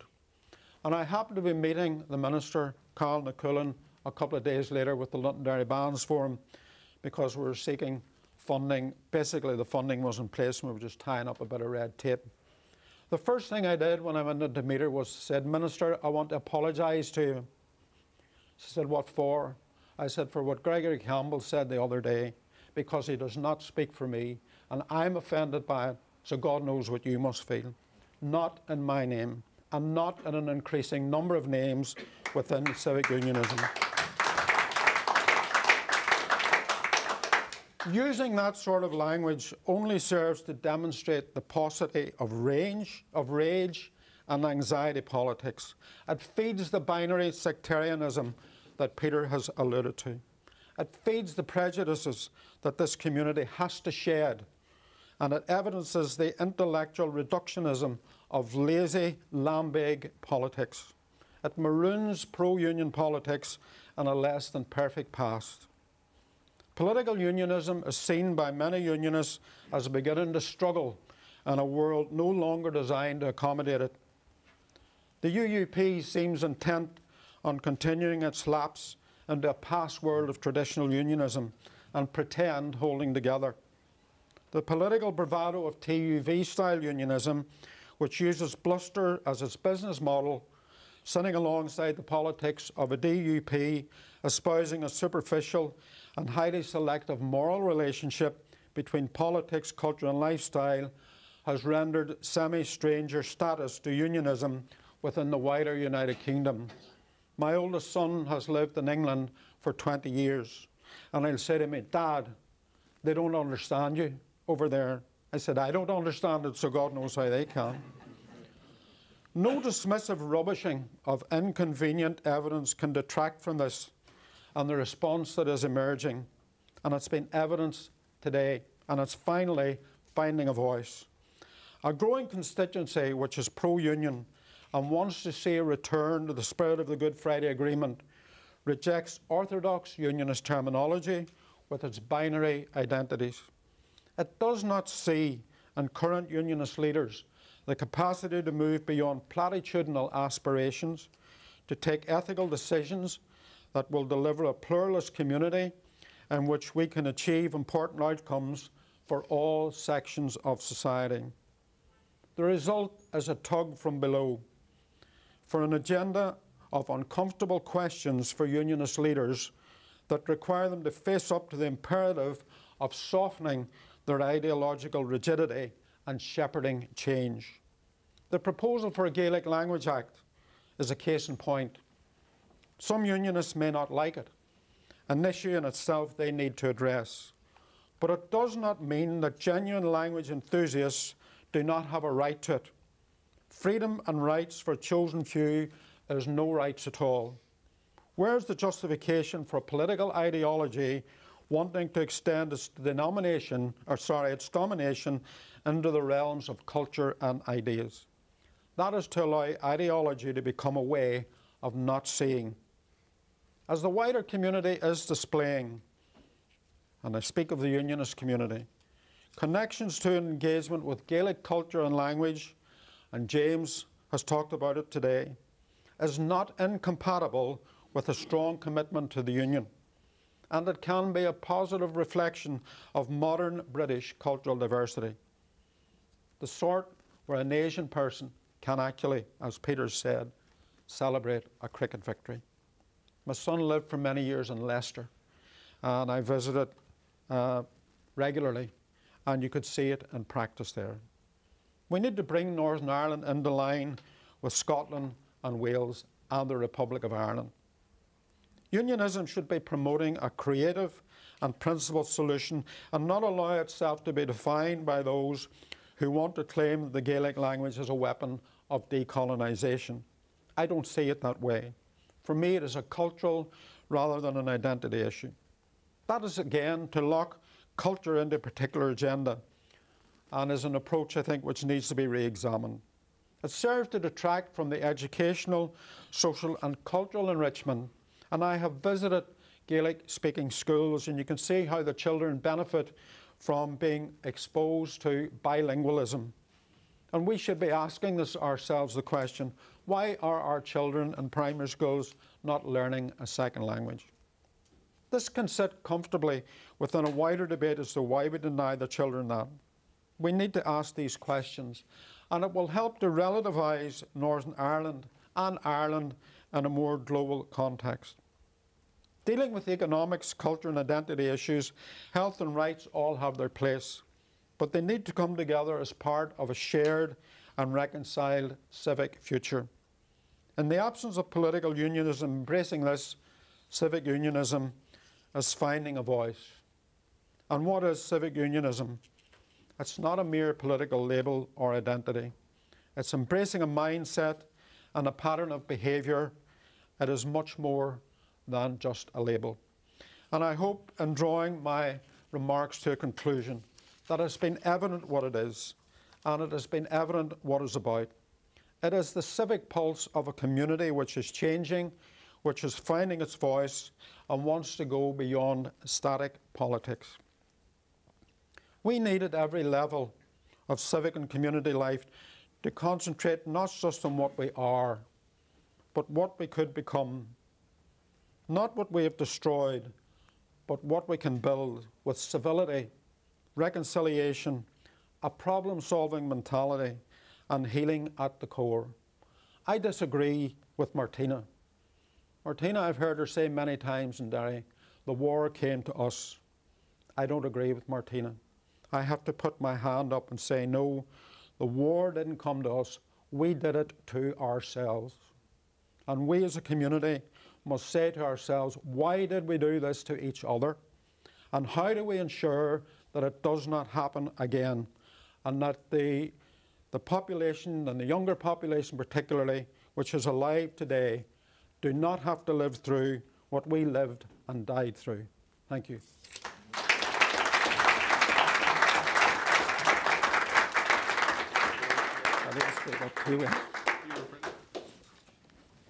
Okay, well, I think first of all, I think you'd agree with me that that was a fascinating presentation and rare, I must say, insight into the broad unionist community that nationalists and Republicans rarely hear about. I'm speaking as someone who's been around sections of the unionist community for quite some time. But I found that very, very interesting indeed. And for Republicans and nationalists whose primary objective in life is the reunification of this island, listening to those comments and just listening to those remarks definitely provides us, I think, with challenges on the one hand, but also opportunities on the other. But for the next, I think, 5 or 10 minutes, I think we can take some questions, and if you just indicate, and we'll go through the questions. This gentleman here. What's your understanding of the difference between a unionist and a loyalist? I think it's someone which, during the Troubles, began to become a definition in terms of their, shall we say, moving towards violence, and that there's very few people would actually have talked about nationalist terrorists or nationalist death squads. You wouldn't talk about unionist death squads, but suddenly it was okay to talk about loyalist death squads. And I can remember whenever the PUP was formed, they were first referred to as fringe unionists. And then basically there was a sense that loyalism, it's just a term and whatever, I mean, it's interchangeable. You go down to Fermanagh, for example, it's interchangeable. Whereas other parts of Northern Ireland, particularly Belfast, more Belfast-centric parts, you'll find it sort of reserved for A, working class Protestant areas, and secondly, loyalism actually becomes something associated with paramilitaries. Or the other way to think about it is that unionism is divided, or unionism and republicanism and nationalism are divided into two groups: constitutional group and the sovereign. And the sovereign being part of that Covenanter tradition, that although you owe your obligations to the state or the monarch or whoever, you as the sovereign people, we know, like in the Rangers case, we are the people, we are the people. That's how I would describe loyalism. It's the right to assert your support for the state, but also your right to take that away if you feel that the state is not looking after your interests. Okay, now, just a wee second. Just get this in order. Fra next, and then yourself. Jared, and then yourself. Thank you very much. I'd just like to make a comment rather than ask a question. I mean, I've lived here all my life, as everyone else has, including the people on the panel.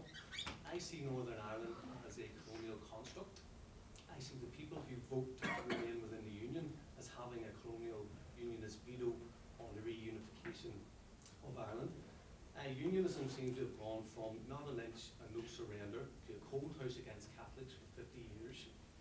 Modern unionism, the civic unionism that you appear to be talking to, sounds to me like trying to construct a new Northern Ireland identity to try and get people. So we're all going to be equal, we'll all have parity of esteem, we'll all respect each other's traditions, but you appear to be saying this within context of Northern Ireland remaining part of the United Kingdom. So no longer a cold house for Catholics, nationalists and Republicans, but a warm house within Northern Ireland for everyone. I believe the partition was wrong, and it was brought to this country at the point of British guns. I believe you're wrong to continue the partition of our country. I think the colonial project is coming to an end, and if you want to have a place at the table from a perspective of strength, you should be negotiating now on how that new Ireland's going to be when we do have the vote at home. First of all, I'm not negotiating now because I'm not your other. I'm part of this society. I support the Belfast Agreement. I support the principle of consent. Yeah. So what the point I was making and what I was saying is, there's lots of things that you and I could agree on. I see those things as being pro-union. You see those things as being Republican. You got to realise the majority of people in the unionist community did not want a cold house for other people. They didn't want to exclude. No, it might be, but there's lots of realities. But the point is this: I don't think I could persuade you to stay in this country. Okay. No, exactly. No. Let me finish. I didn't interrupt you. Let me finish. So but what I want to do is come here today and talk to you as a community. And the only one thing I really want to achieve from today, I want more people to realise that people who come from pro-union backgrounds are not all bigots, are not trying to undermine anybody, and that many of us support the Belfast Agreement. And if the Belfast Agreement transitions into United Ireland, and if I wake up the first day in United Ireland, I will work for social justice and inclusion, and I will work for the society that is. The process is here. I want to transition this society from my perspective, and I want you to be included in it. And the reason why I want you to be included in it, because the community I grew up in wanted most people I grew up with wanted your community to be included in it. There's 3 or 4 others. Well, I agree with what you're saying, because I'm an inclusive person, because we're all born in this island together, north and south. My only argument as such is that partition is wrong and should be ended. You're continuing partition. I want to see it end. We're all equal. Okay. Right, very quickly. Yes, go ahead. I can understand what you're saying, and it lends itself to that interpretation, and I can only speak for myself. But if you recall, what I said was, and this is a personal view, okay, let's have a poll, 5 years, 7 years, 10 years. Let's have the border poll then. But in the meantime, let's make this place work. I have lived for 30 odd years in Derry. I know the deprivation.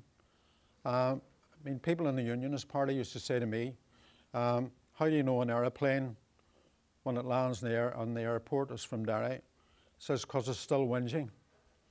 Now, there's an unconscious and I'm saying this as a dairyman, there's that kind of unconscious view, and I'm speaking to a Belfast audience, where they get a nosebleed when they drive north of Glengormley.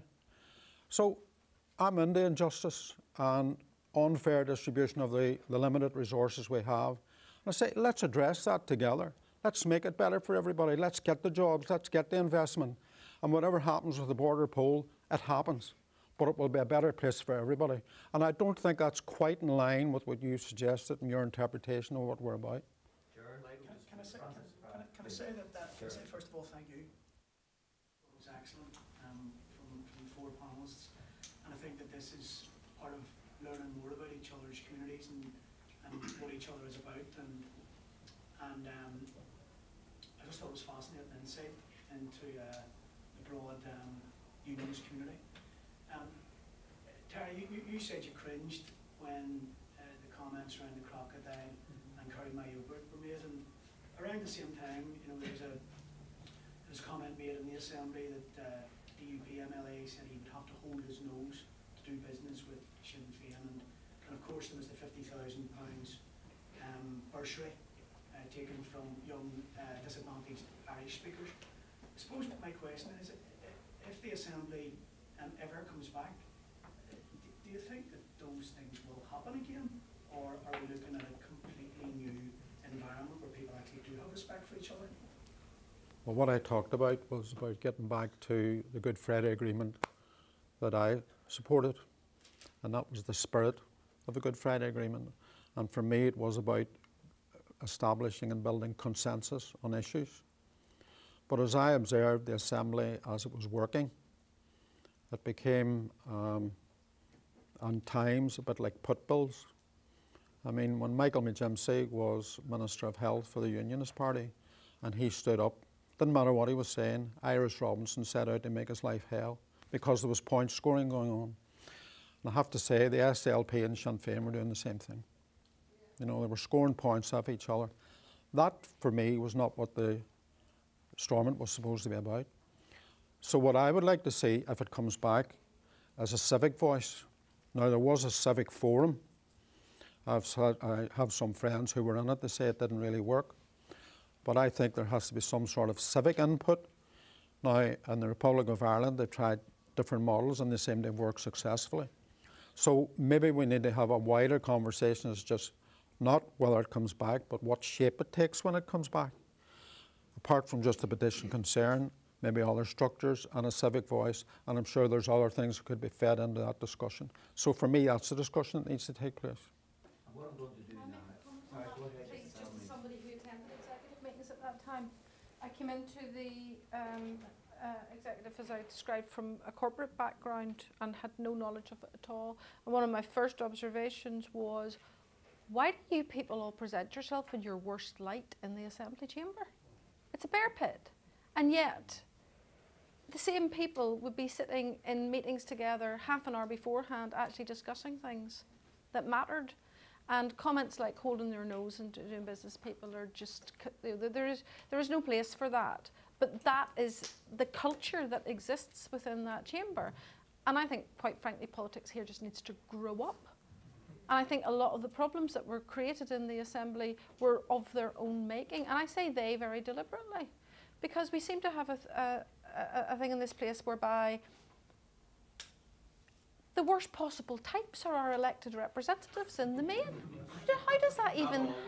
Not always, but how in the main, how does that even happen? So, I think we do need to grow up. But one thing I would say, and I would say this anyway, that last Assembly passed the only piece of LGBT legislation to ever go through Stormont, and it did it in a very, very short period of time. Turing's Law. There was an opportunity to implement it here, which was the posthumous pardons for previous offences of homosexuality. And I know that probably doesn't sound very much to people who weren't affected by it, but the people who were affected by it their whole lives, and it was a very, very big deal. And we had less than 24 hours to get it through.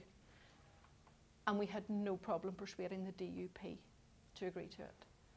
So if that gives a slightly different perspective on the holding the nose and the insults that were being traded. And I think at the time Claire Sugden said, it was working until it stopped working.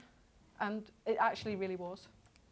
Okay, what I'm going to have to do is take 2 questions at a time now, so I'm going to have to just also guillotine, because there's another discussion at 5 o'clock, Ireland's future, a Northern Protestant perspective. So some of the conversation and some of the questions you may be able to carry them over into that meeting.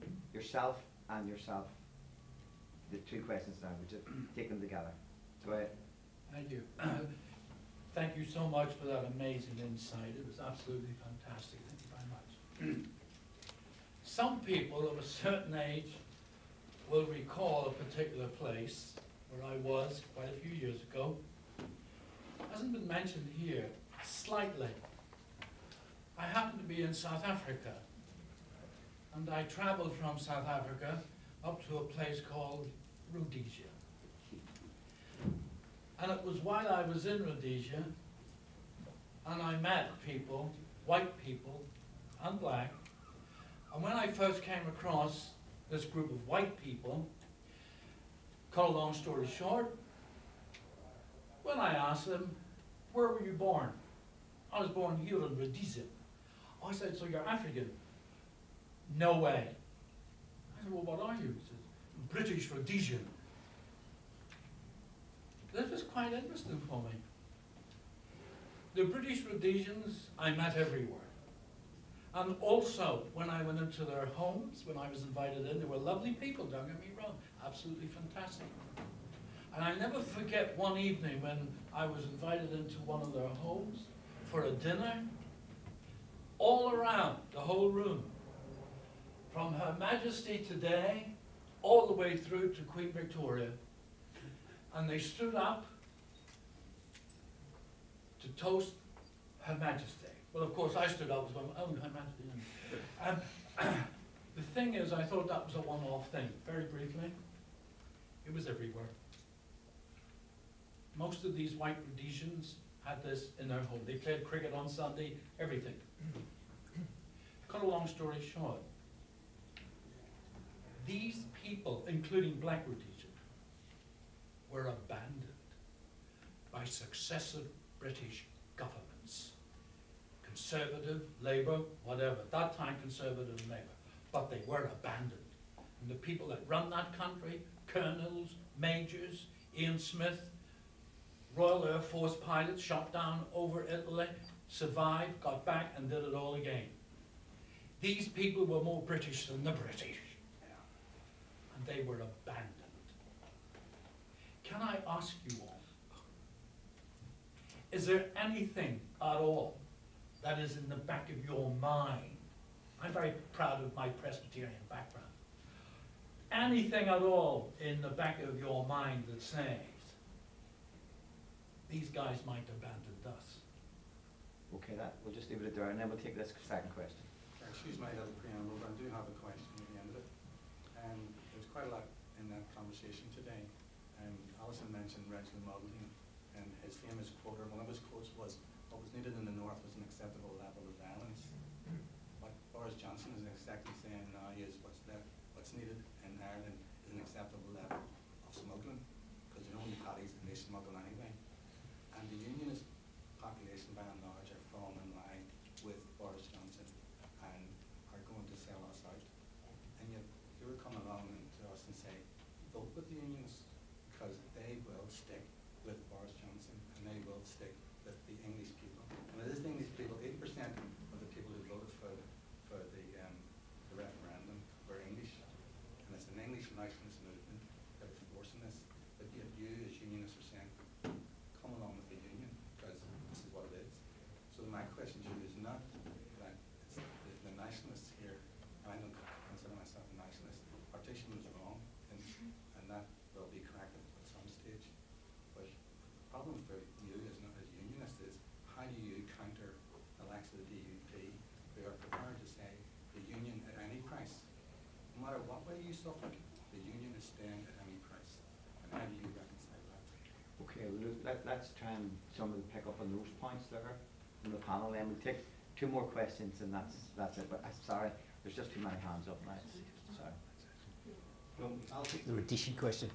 First of all, having been to Rhodesia, when it was Rhodesia. I think there's a difference here in terms of the fact that we're not that sense of colony. The British have put down, we know they don't want us. I mean, whenever Harold Wilson met with basically, that was the Taoiseach at the time, and basically they discussed unity, and Jack Lynch's comment was, well documented, matter of record, don't be too hasty in terms of transference of sovereignty back then. But they have adopted the principle of consent. So when it's 50% plus one, it goes. Just add very, very quickly to that. Rhodesian, white Rhodesian wouldn't call themselves African. I think pretty much everybody in this panel will identify themselves as Irish in some shape or form. I think that's also a cultural difference. So the word abandonment, well, if there's a new Ireland, and it's a united Ireland, we're not abandoned. We're part of. We want to be part of that society. I'm actually referring to a British government. Yeah, no, but the British government can't abandon us, as James has said. It's principle of consent. It's a vote. There has to be a vote. That's the only way you can change the constitution of this island. It's lodged basically as a convention, so it's basically not going Well, in to. 1921, over 100,000 my fellow countrymen and women were abandoned. But we didn't have but we didn't have a Good Friday Agreement. Okay, will we see that? There's the last one, this man with the beard. Yeah. You know, I know that. Go ahead, sorry. Yes. Do you want to reply to the guy with the? Oh, you do. Before I forget, I'm so glad you mentioned Hillbilliology. It's one of the most profound books I read. And a few of my mates who are very scathing and disdainful of people who voted for Trump and actually people who voted for Brexit, I bought them that book to try and step into the shoes of those types of people. Brilliant book, so I'm really glad that you mentioned it. Peter, you said something, and this is me thinking that anybody can pick it up from the panel if you want. It was the thing about binaries, and I've always seen the constitutional question of United Ireland, United Kingdom is basically you can't meet halfway in the middle. It's either or. And so what I was thinking was when you were talking about culture, if we didn't have Brexit, we were in a situation where the border in a way was dissolving at one level. And if we granted an Irish Language Act, and if we really did have reconciliation and so on, mutual respect, do you think in a way that the strength of culture and a civic society would be strong enough to overcome the constitutional question of United Ireland versus United Kingdom? No, I think the majority of people who want United Ireland will always want the United Ireland. I don't think anybody like us is. I don't think our job is to subvert anybody. I think that's the point I started off. You know that thing about we're given our identities basically. I think what we're trying to say today is we want these things to be practiced in the spirit of the Good Friday Agreement. We want parity, esteem, mutual respect to be real, and we want people then to make the decision that they make based upon. I think what we want is for cultures to be more evidence-led. So it's not bowler hats or fadas. We start to understand this place is much more complex than that, and there's different types of identity. And for me, one of the things that hopefully comes across today, me as somebody who's pro-union, and you as somebody who's pro-unification, that increasingly we are on the same page. So it's about the thing that Terry said, in terms of our constitutional flux that will always be there, let's seriously get to the task of reconciliation.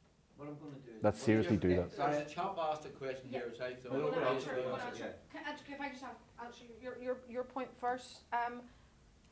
Before Brexit, I would have hoped that as an internationalist, that over time, the national question would have become less of a feature of our conversations and less of a case for division amongst us. As Pete says, people who want reunification will always want it. People who want to remain in the UK will always want it. But as you say, to all intents and purposes, the border dissolves, and our cultural differences then become what defines us and actually interests each other rather than the differences between us. So I would have before Brexit would have been very optimistic on your point. On the question of voting, we aren't asking you to vote for anyone. I'll say without any hesitation here, I have never voted unionist in my life.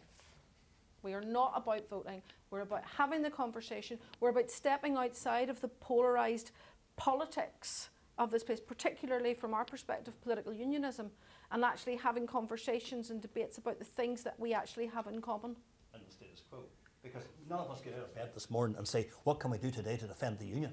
You know, that's not our prime objective. We have other sort of things. No, it's other things. Basically, I think it was Jim that said basically the prime objective reunification. You know, my prime objective in life is not defending the union or unionism. At the end of the day, when the people whose civic unions who signed up, and I went through the list, basically, there's one good guy in our panel, basically, and he's now so confident in his unionism that he's now an alliance councillor. You know, This is what I'm going to suggest we do. I'm going to extend the debate for another 10 minutes, if that's okay. But what I want to do, the lady in the green, did you have your hand up? Was it okay? So, oh, you did, right? That's because we need some female voices and all male. So yourself, then Paul, isn't it? Jerry, but thanks Jerry. for calling me Paul. You're mentioning my brother again. Yes, that's right. Your lady, Jerry, and yes, John and yourself at the back, and that's it. That's four contributions now. So go ahead, yourself. Yes, you. Me? Yeah. Okay. Mine ties in a bit with what this gentleman said, but also what Alison said. I'm a Labour Party member, and as much as you, I want a Labour Party government. But we can't vote for it because Labour doesn't stand here. Now, for people who feel very strongly about the union and want to be unionist, does it not annoy you that so many things that maybe people in England would take for granted, we're not getting here because it's Northern Ireland, and there is that kind of sense that I'm not even from here. I go over to England and I talk about living in Belfast, and you immediately nearly drop into this second-class citizen thing. How would you feel like overcoming that you actually do want parity of esteem with basically the rest of the United Kingdom? Because that seems to be, how does it feel? You want the union, but you've kind of always been pushed back somehow for, of getting the same as everybody else. Okay, Jerry, and then over here. When we're Jerry, go ahead, and we'll just pick these. Will we take these four together? Is that okay? Okay, Jerry. Mine's really isn't a question. I'd just like to make a comment. Yes.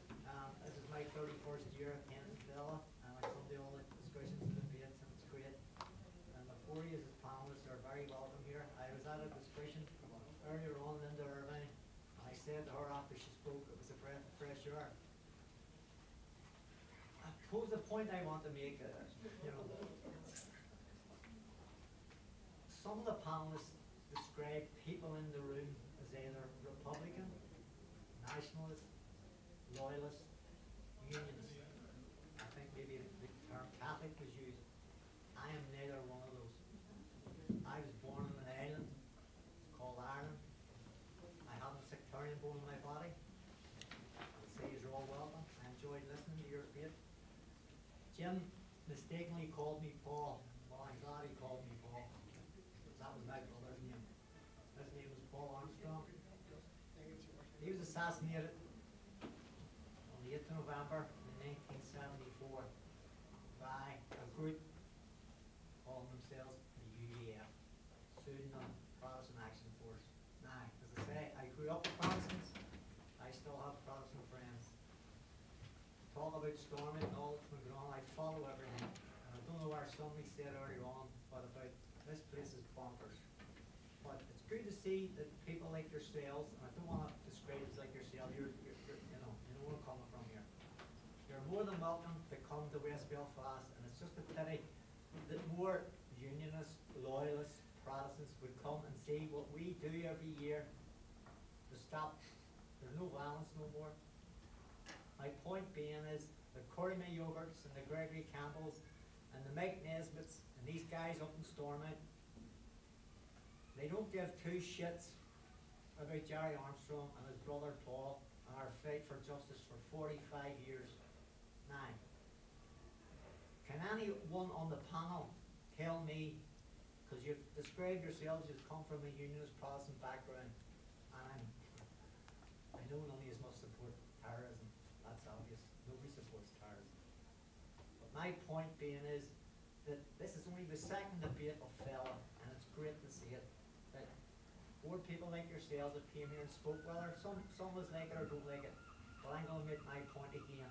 I'm neither Republican, nationalist, Catholic, Irish, Northern Irish, British.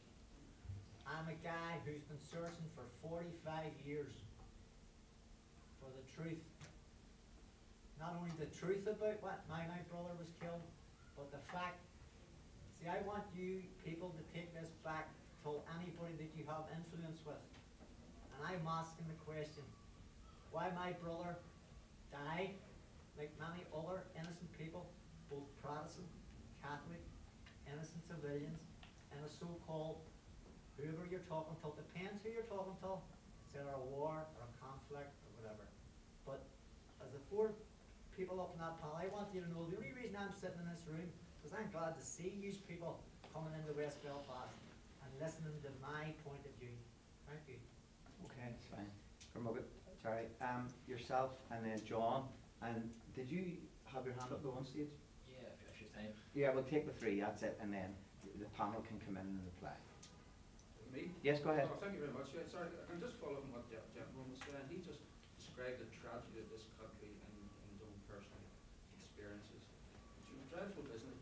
And to be honest, this wasn't what I was going to say, but just from what he said, I was speaking at a meeting about 6 months ago in the trade union based down in Donegal Street, and there's a guy called Billy or someone. He started the old, it was really, talking more about themans and not us, it was themans.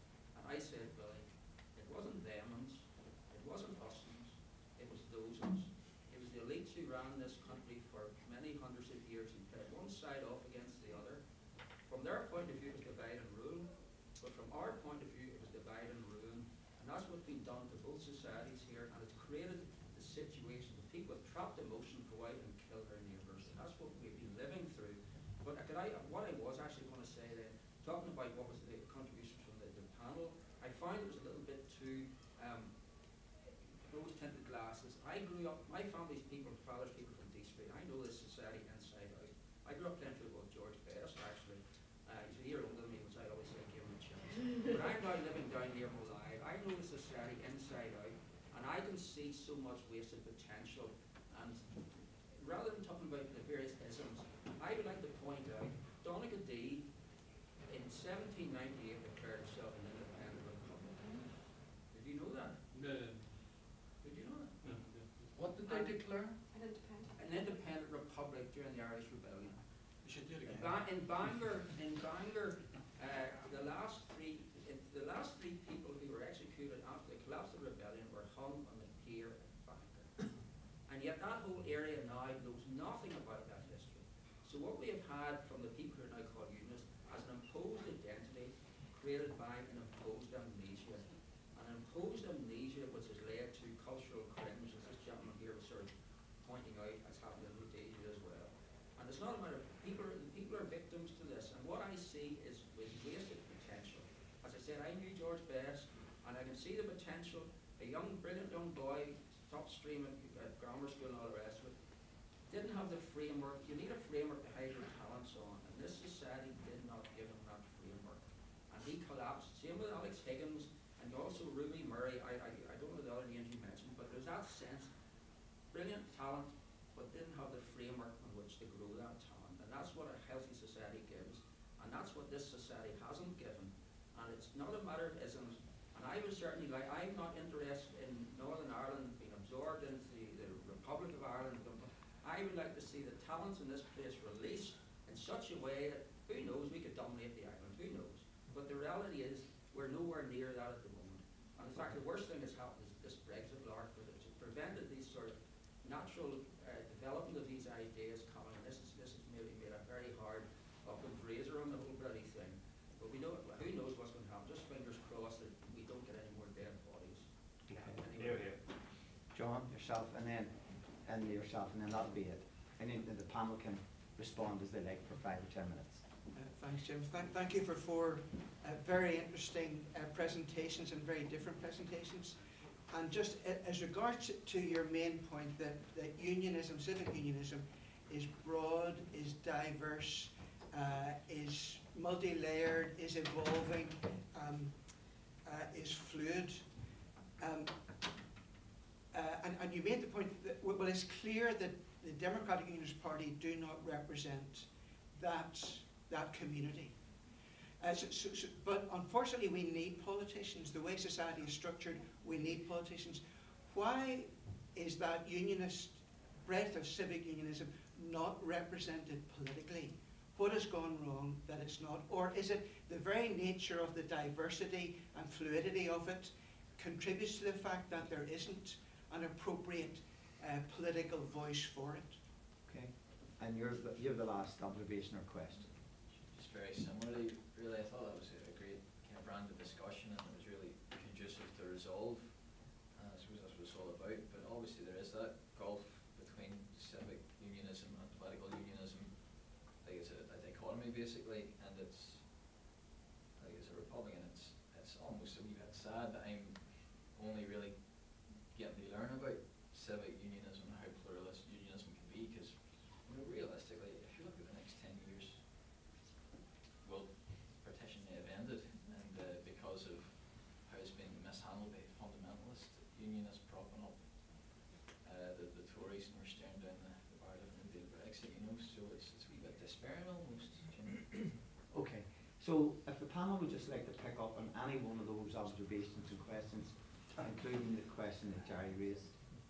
If I can start with your brother. question about the Labour Party. I've been a member of the British Labour Party for most of my adult life, ironically, not since I came back to live here. Ah, you have to do it. Right? Who knows, I may come back. But I think what will be interesting to see is what happens about the right to stand when the SDLP's merger goes through. Because that changes everything for Labour here, and hopefully that will then move to a position where we actually can field candidates here. The DUP in Britain's an interesting one. For the first time ever, there were "Fuck DUP" placards in Trafalgar Square since the Confidence in Supply. And I think that's been a bit of an awakening for a lot of people as to what we live with here in terms of the DUP, and I make no apologies for saying that. It's time Britain woke up to what the reality is here, and the situation that we live in where one party vetoes the rights of the whole of society. I don't know if I'd take your point about us being rose-tinted here.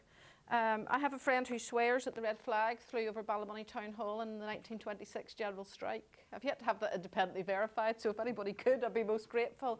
But there is a long tradition here that that we don't recognise, that, you know, so many people think that the United Irishmen were Catholics in the Protestant community, and that we do not know our own history.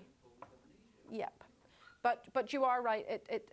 I see, and I think going back to Jerry's point there, everything that you said it much more eloquently than I did. I think my discomfort with describing myself as a unionist there was obvious, and it is because of things like what happened with the UVF that I can never, ever, ever be reconciled to. But I think we're here to start the debate, and I think it's good that we're here. And you're not late to the party at all. The party has only just been starting. In fact, we're the early, unfashionable people in this room, because I think this is the very start of a conversation that we need to. I am so heartened by the welcome that we've had, and the interest. It was not polite, a welcome and interest. It's genuine, and I for one really want to continue these conversations about how we share this place, whatever you want to call it. Okay. See, before you answer, Pete, can I ask a question, Jim? No. Of all the people in this room, there has to be a meeting. There has to be a partition meeting. As the only sort of direct descendant of a real Presbyterian. But we're talking about amnesia, but do we, in a sense, we from the road here, suffer a bit of amnesia? You do indeed. Here, in that, for instance, so I was thinking about this, your comments, you know, so I would look at the great cultural icons now of, I suppose, coming out of the Northern Catholic community, Enid, Dean, Free, okay.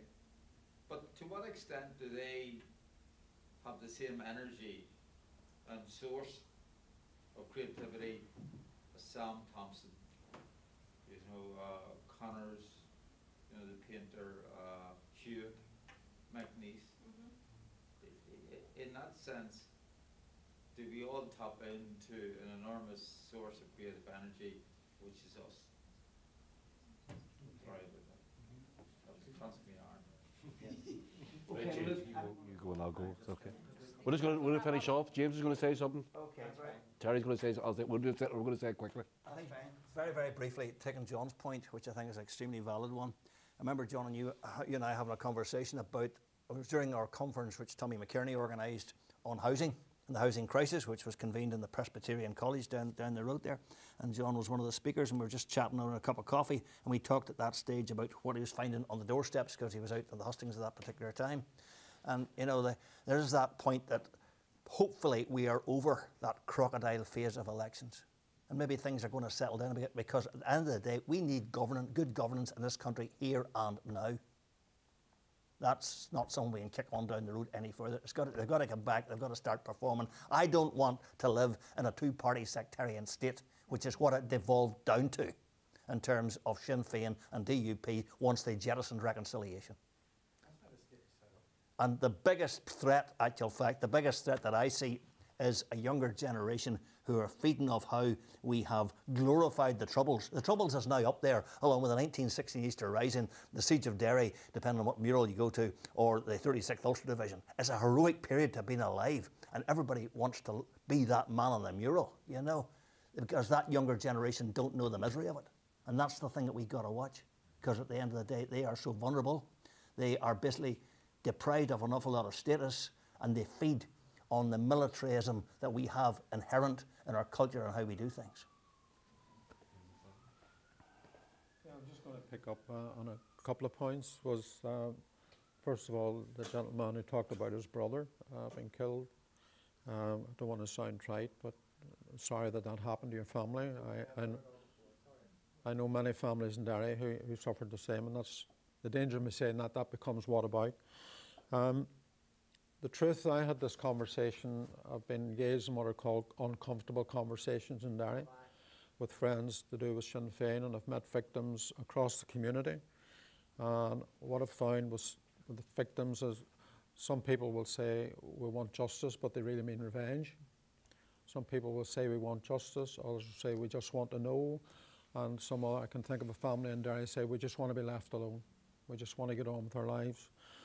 But the one thing I did say to my friend, and we have become friends in Sinn Féin, it says, look, if we talk about inclusion to each other, and we talk about inclusivity, if we don't tell each other the truth, then that inclusivity is a sham. So we can't go forward if we conceal the truth. And that's why I think truth is essential in this community. And if it means the British government has to tell the truth, then so be it. If it means the government in Dublin has to tell the truth, so be it. If it means the various actors or combatants have to tell the truth, that's what we need to do. But I honestly, and I'm speaking personally and individually, I don't think we can deal with the hurt and the trauma and the many mental issues that exist in this community. And in many ways, I think our whole community that lived through it is traumatized to some extent. Until we start telling each other the truth, I don't think we're going to move forward the way we need to. I want to add quickly, I didn't come here today to convince anybody to be a unionist. I mean, my unionism today, obviously, I wasn't really born into a very avid unionist family. My family weren't all that active politically, and my politics was shaped by what was happening in the late 1960s and so on. But obviously, I relate to Britishness. When I go to England, I feel, to be honest, I don't feel foreign in Dublin. And if you give me a nice house and plenty of money, I'll live in Dublin 4 quite happily. I get on there all right. So it's economics for me at the minute, and we don't know what Brexit's going to happen. We don't know what's going to happen as a result of Brexit. And people are talking up the southern economy, and I'm certainly not going to talk it down, but there's warning signs being with the OECD, and so we just don't know what's going to happen. And I was fortunate enough to be able to go to the All-Ireland Dialogues, and grateful for the experience. And I heard the various concerns being expressed there, so we just don't know what's going to happen economically. I didn't come here to convince anybody to be a unionist. What I do want to do is to make this place a place where we want to live, in terms of its values, in terms of how we treat each other. And as I've said before, and I'm repeating it, whatever happens on a poll, it happens, and we accept the result of it. And I'm very encouraged by what Seamus Mallon wrote, that this is our home, this is my home. And I want to make my home as comfortable and as welcoming as everybody, to everyone as possible. That's where I want to be. If that's rose spectacle, I plead guilty. Yep. You know, Alec Kane told me when we were both in the Unionist Party, Alec said, we both left about the same time, Alec says, Terry, you're an idealist. I said, fair enough, Alec, I will plead guilty to that. If that's my ideal, that's what I want to see. And I think the last point, why no political expression? I think that's Dr. John Kyle, and we've only just met today. It's nice to meet you. I think the point you make is correct. It's twofold. The diversity mitigates against it, and the lack of political expression causes it as well. But I know people in unionism, some people have voted SDLP, people have voted for Alliance Party. A large number of unionists now in Derry, and I can only speak for Derry, feel disenfranchised. And that's why if we can take the border poll issue out of it and say, let's have it 3 years, 5 years, 7 years, and let's get down to real politics about health, about education and housing. Let's deal with those, because those affect everybody. And something I'm really strong on is job creation, real jobs, good paying jobs. For goodness sake, let's get down and concentrate on those issues. Let's make our politics issue-centred and deal with it. And I'll be very quick. Yep, okay. So I'm getting grey and bigger, so I've been doing this a long time, okay? And it made me realise this when I moved office to Liverpool a few years ago. I found all these surveys we had done, you know, around about the time of 1998, 1999, around Ardoyne and the Shankill and places like that there. And then we did a piece of work recently in West Belfast with kids who are at risk, who are going through a active community network. They use sport as a way to take kids out of risk. And this other data we've collected. And one of the things was I actually sat down a couple of weeks ago and I put it all together. And the list of issues in 1997, 98, 99, we were doing this data. For all the young people we looked at in Belfast, the issue was, number one issue, sectarianism. What now is the least likely thing that they say? Sectarianism. The issues that they talk about are drugs, health, jobs, investment, and all of that. So one of the things is, and that's one of the reasons why I'm here today, and it's not, as same as Terry, I'm not here to persuade anybody to stay or whatever else, but one of the things I want to make very clear, there's lots of positive things to happen in this society. There's many ways in which the Good Friday Agreement has worked. We need to talk about that more. And the reason why I also came here today was not to moralise. I want to come here and talk about evidence. I see people socialising in ways. Taxi drivers tell me on a Sunday morning they go to the Shankill and they pick up the grandkids and they take them to Ballymurphy. That's increasingly part of our society. Why are we not celebrating the fact that this agreement that many of us supported has epitomised positive change?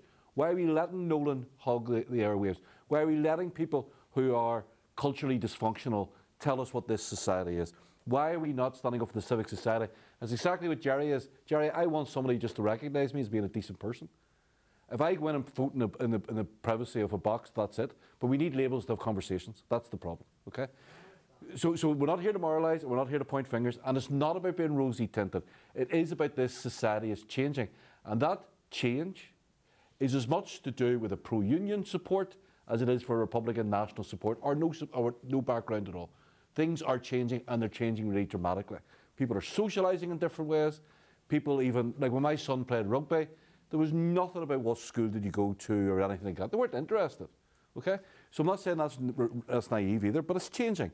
So one of the reasons we're here today is let's start supporting the Good Friday Agreement. Let's stop this myth, the myths that you get in all the political and community sectors in this society about each other. Let's challenge that together. By us being here today, I hope it illustrates that challenge. We're not sectarian. We're against sectarianism. We're challenging sectarianism. That's a duty for all of us. Because at the end of the day, it's a very simple thing. Whether you want the United Ireland or whether you want to stay in the UK, nothing is worth either of those constitutional preferences if there is not proper parity of esteem and mutual respect. It is no point if you get up in the morning, as James said, and worry, your duty in the morning is not to get up and worry, is there United Ireland or are we still in the Union? Your duty is to get up in the morning and say, how do I make this a better society? Because that better society will serve your constitutional preference as much as it will serve mine. Thank you.